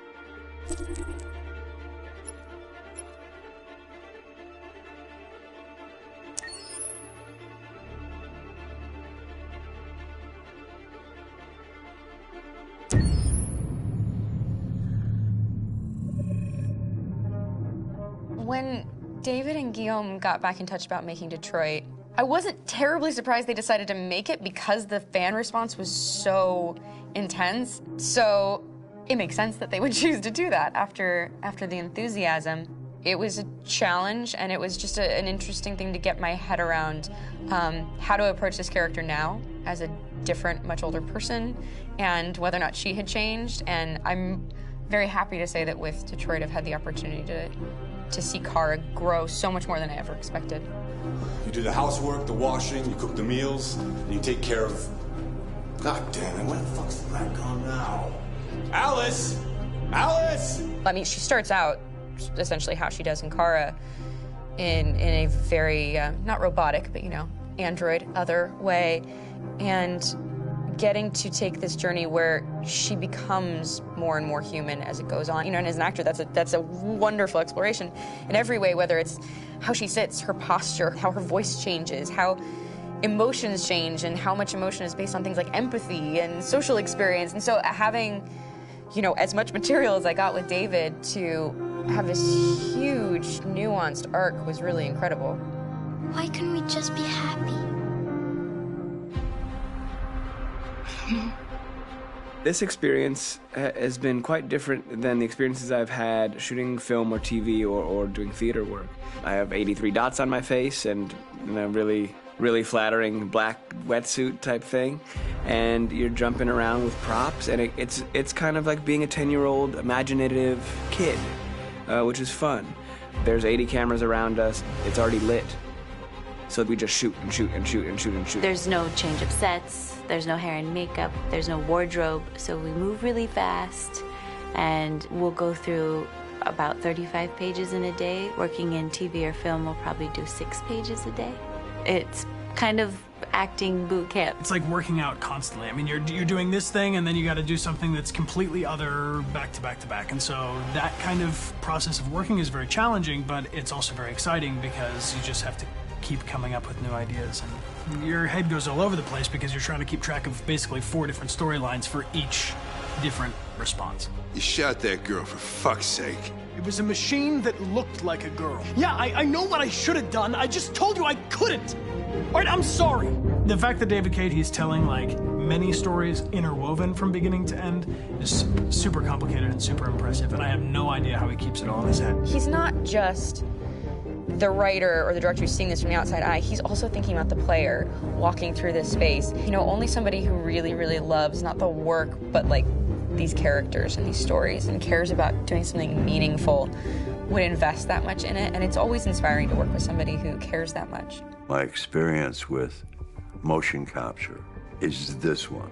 And I found it sort of terrifying in a way, because they said the computer's going to build you. But then as we got into it, I realized all the elements of it were still artistic. I just dipped into a really brilliant setup here. I've never seen anything like it. And this won't turn me into a product because I was playing a character. So it's wonderful. In the game, Detroit comes back because of a revolutionary industrial rebirth. And there's no reason why that can't happen in Detroit, because they have such tremendous infrastructure for millions and millions of people who can very easily support, you know, a new industry.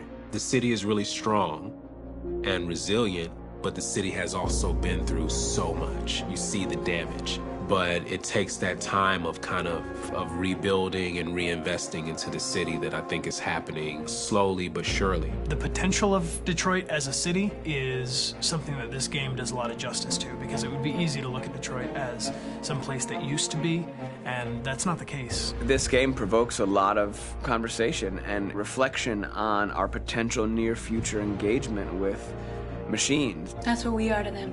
Just merchandise on display in a shop window.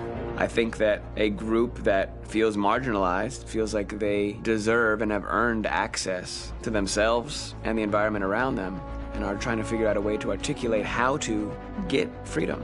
What was I designed to be? Their slave? Their toy? It plays with your comfort levels. You think that this is fine, you're comfortable with it, until something blurs the line and throws you off, and now do I feel differently about whether this should be allowed? Should it be banned? Should it be encouraged? You're gonna ruin our lives, and for what? For a bunch of machines? They are not machines! They are alive! I'm alive! You're alive! They're nothing! There are lots of comparable comparisons to any type of persecution of religion, race, etc., dating way back. It can't just be a video game where you shoot 'em up or where people make these choices to do whatever. I think that's the whole point. You have the choice, and you can either choose to go in one direction with your character or another. And I think that's going to be very telling about the gamer. Very telling. I think there's going to be a really strong reaction to this game, which has such a strong perspective. I'm that much more proud of it now to get to be a part of it, because it's important. In this game, you're actively building and designing the character through not just what kind of shield does he have or what color hair does she have, but like their temperament and the way they deal with problems. The different endings to this game are so radically different based off maybe seemingly insignificant choices in the moment, but like life, they all add up. And can't play life again, though.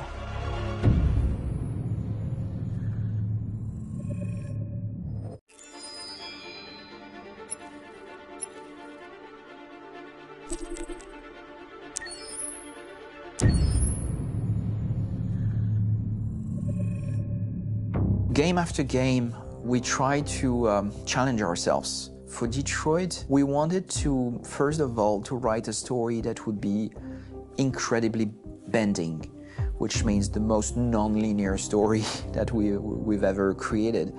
And we wanted really the player to have the possibility to change the story, change his own journey. When you're writing at Quantic, you're writing for an interactive medium. You know, when you're working in television, you'll put a character in a difficult situation, and you as a writing team will argue about what would that character do. But ultimately, you have to decide what happens, and you just show the audience. What's interesting about interactive drama is you bring the player into that conversation, and it changes your job slightly as a writer, because your job is to provide a narrative context in which the player can write his own story. You're giving him this kind of narrative Lego that he's going to snap together into his own shape.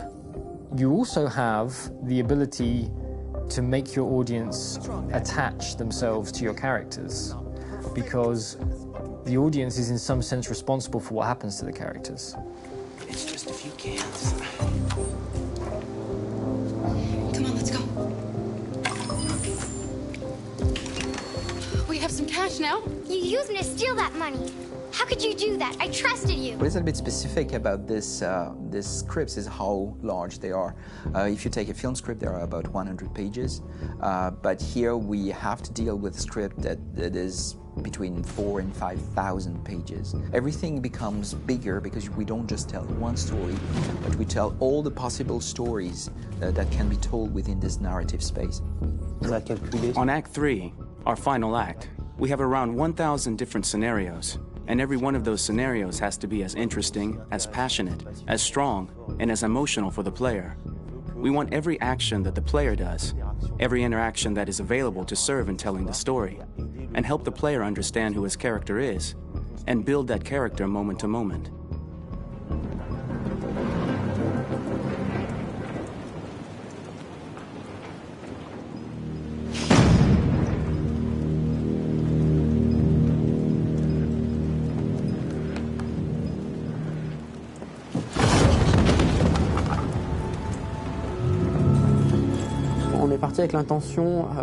We started with the intention pretty early on that we would never lie to the player. So we implemented a visible tree structure in the game that players can consult during a scene or at the end of it, which shows exactly what they did and what they missed. There are games out there offering world exploration. We offer narrative exploration. You know, keeping control of such a wide and large story is a huge challenge. So same thing when you shoot with actors, because you will need to shoot many different versions of each dialogue, of each scene. For actors, it's a huge, huge challenge. Because of the style of the game, you have so many different ways that the character can go. Every decision, it's what I call kind of choose your own adventure. Like every decision that the player makes, it's going to open up 40 more pages of material and experience that ties in, which means as a performer, you have to try to continue to make things feel real that the player might not ever see, but also that in performance it's not always connected to a previous act. It's grueling, it's hard work, but it's a great team and I enjoy doing it. I was really frustrated, until I got to this point where I kind of was able to step outside of my own experience and even in a lot of ways my own process and be able to step outside of that and okay, this is something new, what do you need? How do I meet you there? How do I give you what you need and still feel like I'm doing what's right? And once I did that, then all of a sudden it got really fun. It was much freer and having to approach it in a new way and think about the player and think about how it serves them and what I'm doing for them or what I'm letting them into. It's really, I think, helped me grow in general. Remember, there's nothing on the left. That's all. So it's probably all there. And then make her come first, close. But I think you would go first to check that it's safe. Okay, sure.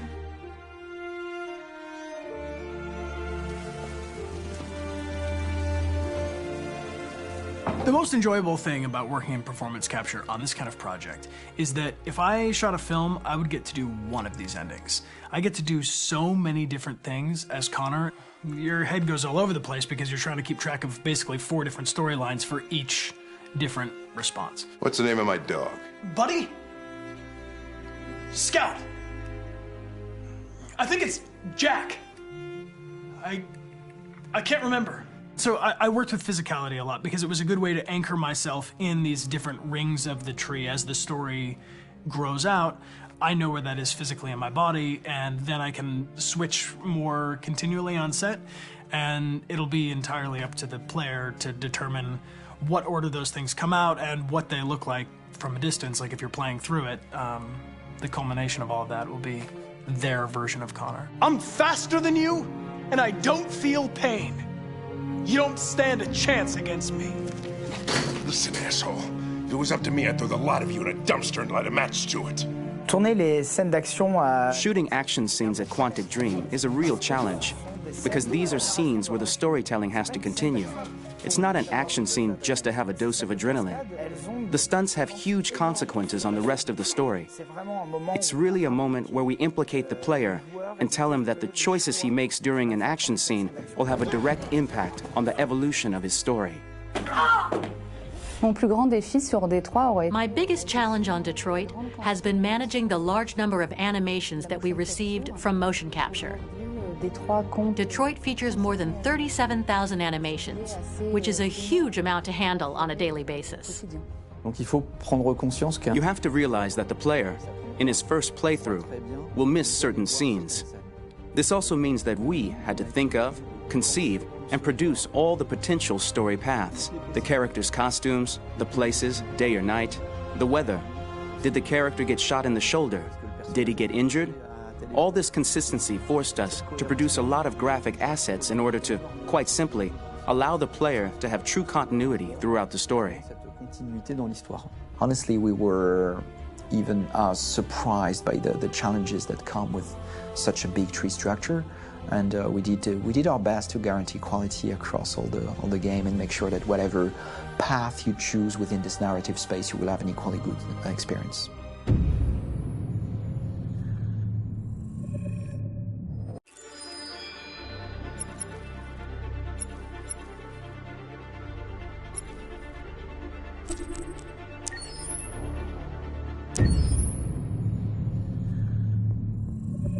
Detroit Become Human was produced over a period of 4 years. Here in Paris, we have a team of about 180 people. And to that, we need to add also all the outsourcing with our partners in the Philippines, in China, Vietnam, and in India. So when we started working on this story, I had to imagine where Kara was built. And for whatever reason, the city of Detroit came very quickly to my mind because it had already an incredible story by itself full of history and themes. So we traveled there with the team and we were really moved by what we saw, and we could really feel the desire to fight and really be born again. And we just continued this curve, this growth, and just imagine what Detroit would be like if the Android industry was, using these huge factories to build androids there. A very strong element in Detroit is that there's a lot of industrial wasteland and a lot of nature too, and for us, the graphic designers, it was an incredible playground. The destroyed zones which we wanted to preserve, we appropriated them to turn into something else. Then in the areas that needed to be rebuilt, we were able to imagine our Detroit of the future. We didn't want to make a science fiction universe, but a world of anticipation. If we chose science fiction, we could have imagined flying cars, extraterrestrials, but those things are very far from our current everyday life. Anticipation is more about gleaning from our contemporary reality, the one we know, because Detroit is set in 2038, and 2038 is tomorrow. The difficulty we had was sticking to reality. That is to say, technology becoming more and more invisible, a lot more elegant, and at the same time, making it visual. So all the computer equipment, autonomous cars, we simply had to invent. They are in fact very technological objects, but at the same time remain very credible and ingrained in reality.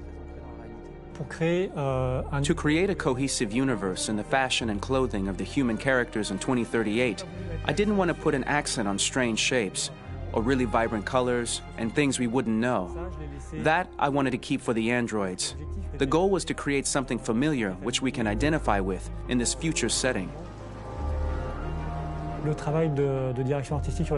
on the artistic direction for the androids was a bit special because this is a project about the place they could occupy in the human world.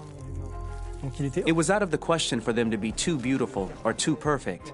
They had to correspond to every social class, rich and poor. Inspired by everyday utilitarian clothes, I brought a modern touch by adding dynamic display surfaces, the armband we can see on the side, the triangle on the front and back, an LED. Like that, there's no confusion. Wait. You're sending an android? All right, ma'am. We need to go. You can't do that. Why aren't you sending a real person? Once we cast the actors, we travel to meet them in order to scan their faces. We record the structure of their face with the scan. And we record the colors and patches of skin with photography. Once we have this information, we will use this as a basis for modeling and creating the characters. The artist will make it more realistic, but will also enrich it. He will propose ideas which we will develop together. Finally, we will have a character with character who corresponds to the project and the world. When the actors come to Quantic Dream, we show them the design, what their image will be, and what they will look like in the game. This extra information gives them another dimension and color to connect with emotionally. It helps them think about how to play their character. Your mission. That's all you care about, huh? You should consult a professional who can help you. Beat it, you hear me? Get the hell out of here! So there are 3 types of shoots at Quantic Dream. Shooting and performance capture, where you capture the whole actor, his voice, his face, and his body. These shoots are obviously done with American actors because the game's original version is in American English. After that, there are the body-only shoots, representing around 250 days of filming, while the performance capture is 100 days of filming. Now, body-only shoots, there are 2 types. There are the action shoots and the technical shoots, which are mokit shoots. Mokit is when the player controls a character on the screen, and he moves in an environment to explore it. This is of particular importance at Quantic Dream, and therefore we shoot a lot to offer a unique context for each scene and each character. To prepare a motion capture shoot, we first get together to look at the sets we need, the animations that we want to shoot, which ones need to be grouped together, or which ones need to be cut and shot at another time, so that we get the most out of the shooting day. This often means shooting scenes out of order, especially those with big props or accessories, like a big car, for example. So we shoot all the animations related to that particular prop first.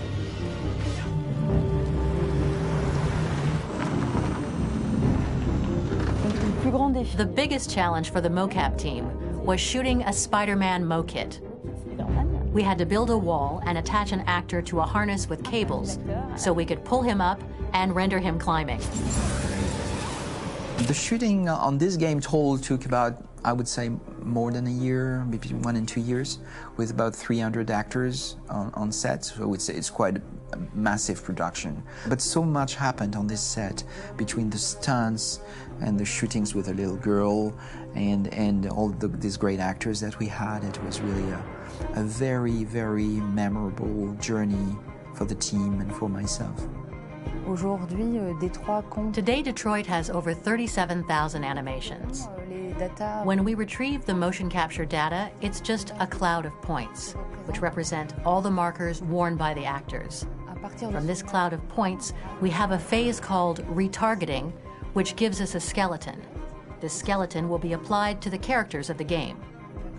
There is still work to be done, but this gives us the main movements. Since we are working on something very realistic, we must recognize the actor and also recover all the emotion he expresses in his performance. We use a system of facts, an identity card for each actor. We make the actor do a whole range of facial expressions. Then we recover all the expressions and paste the animations on a puppet that Jan has prepared. I then recover and refine these poses. I might stretch the lip, reinflate a cheek, tiny details that make the finished product really capture the actor. Because of the nature of our mocap system today, when we receive the animations, we're missing eye movements, and so the character has that dead look. He really has no eyes, so then it's a big part of the work for the animators to find the regard of the actor in relation to his position, in relation to the body, etc. It was crazy when I saw the newest model for Kara, because they've been working on it and working on it, and this was the first time I literally jumped in my seat. It not only looked so much like me, it was the fact that it looked so lifelike. It wasn't that it looked just like it was a camera, it was something else, you know, but it looked alive. It's exciting, and it's kind of terrifying.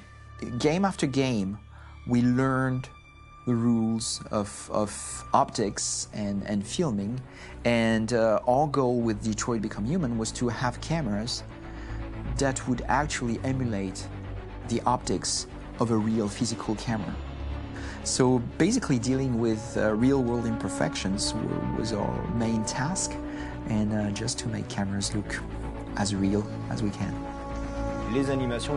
Once the animations are shot and processed by the animation department, integrated and polished, we film them. That is to say, we really do a mise en scène, as in cinema.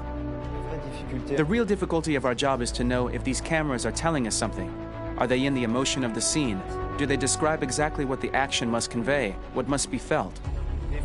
The most important challenge for me was one of the final scenes where Marcus decides to start the revolution and go to the battlefield. Very quickly, we imagined this to be a huge sequence shot. We wanted the feeling of a cameraman running behind us while showing Marcus, the androids who help him, the person shooting at us, etc. Above all, it was necessary to say to oneself, this scene is very violent but does not glorify war. On the contrary, that war is something improbable and absurd. It was really a fun challenge. The idea was to say we have 3 characters. We would like each of them to have a specific cinematography. We wanted Kara to be much more filmed with some kind of handheld camera, to have something very living, very breathing. For Connor, we wanted something very cold and very perfect. And for Marcus, we wanted something epic and spectacular. So it was about the filming, but it was also about the photography. So we worked with a director of photography to give each character a different lighting, different key colors. Each of them would have their own worlds. And finally, we worked with the composers, so they would create a specific sound for each character, so each would have his own world and his own style.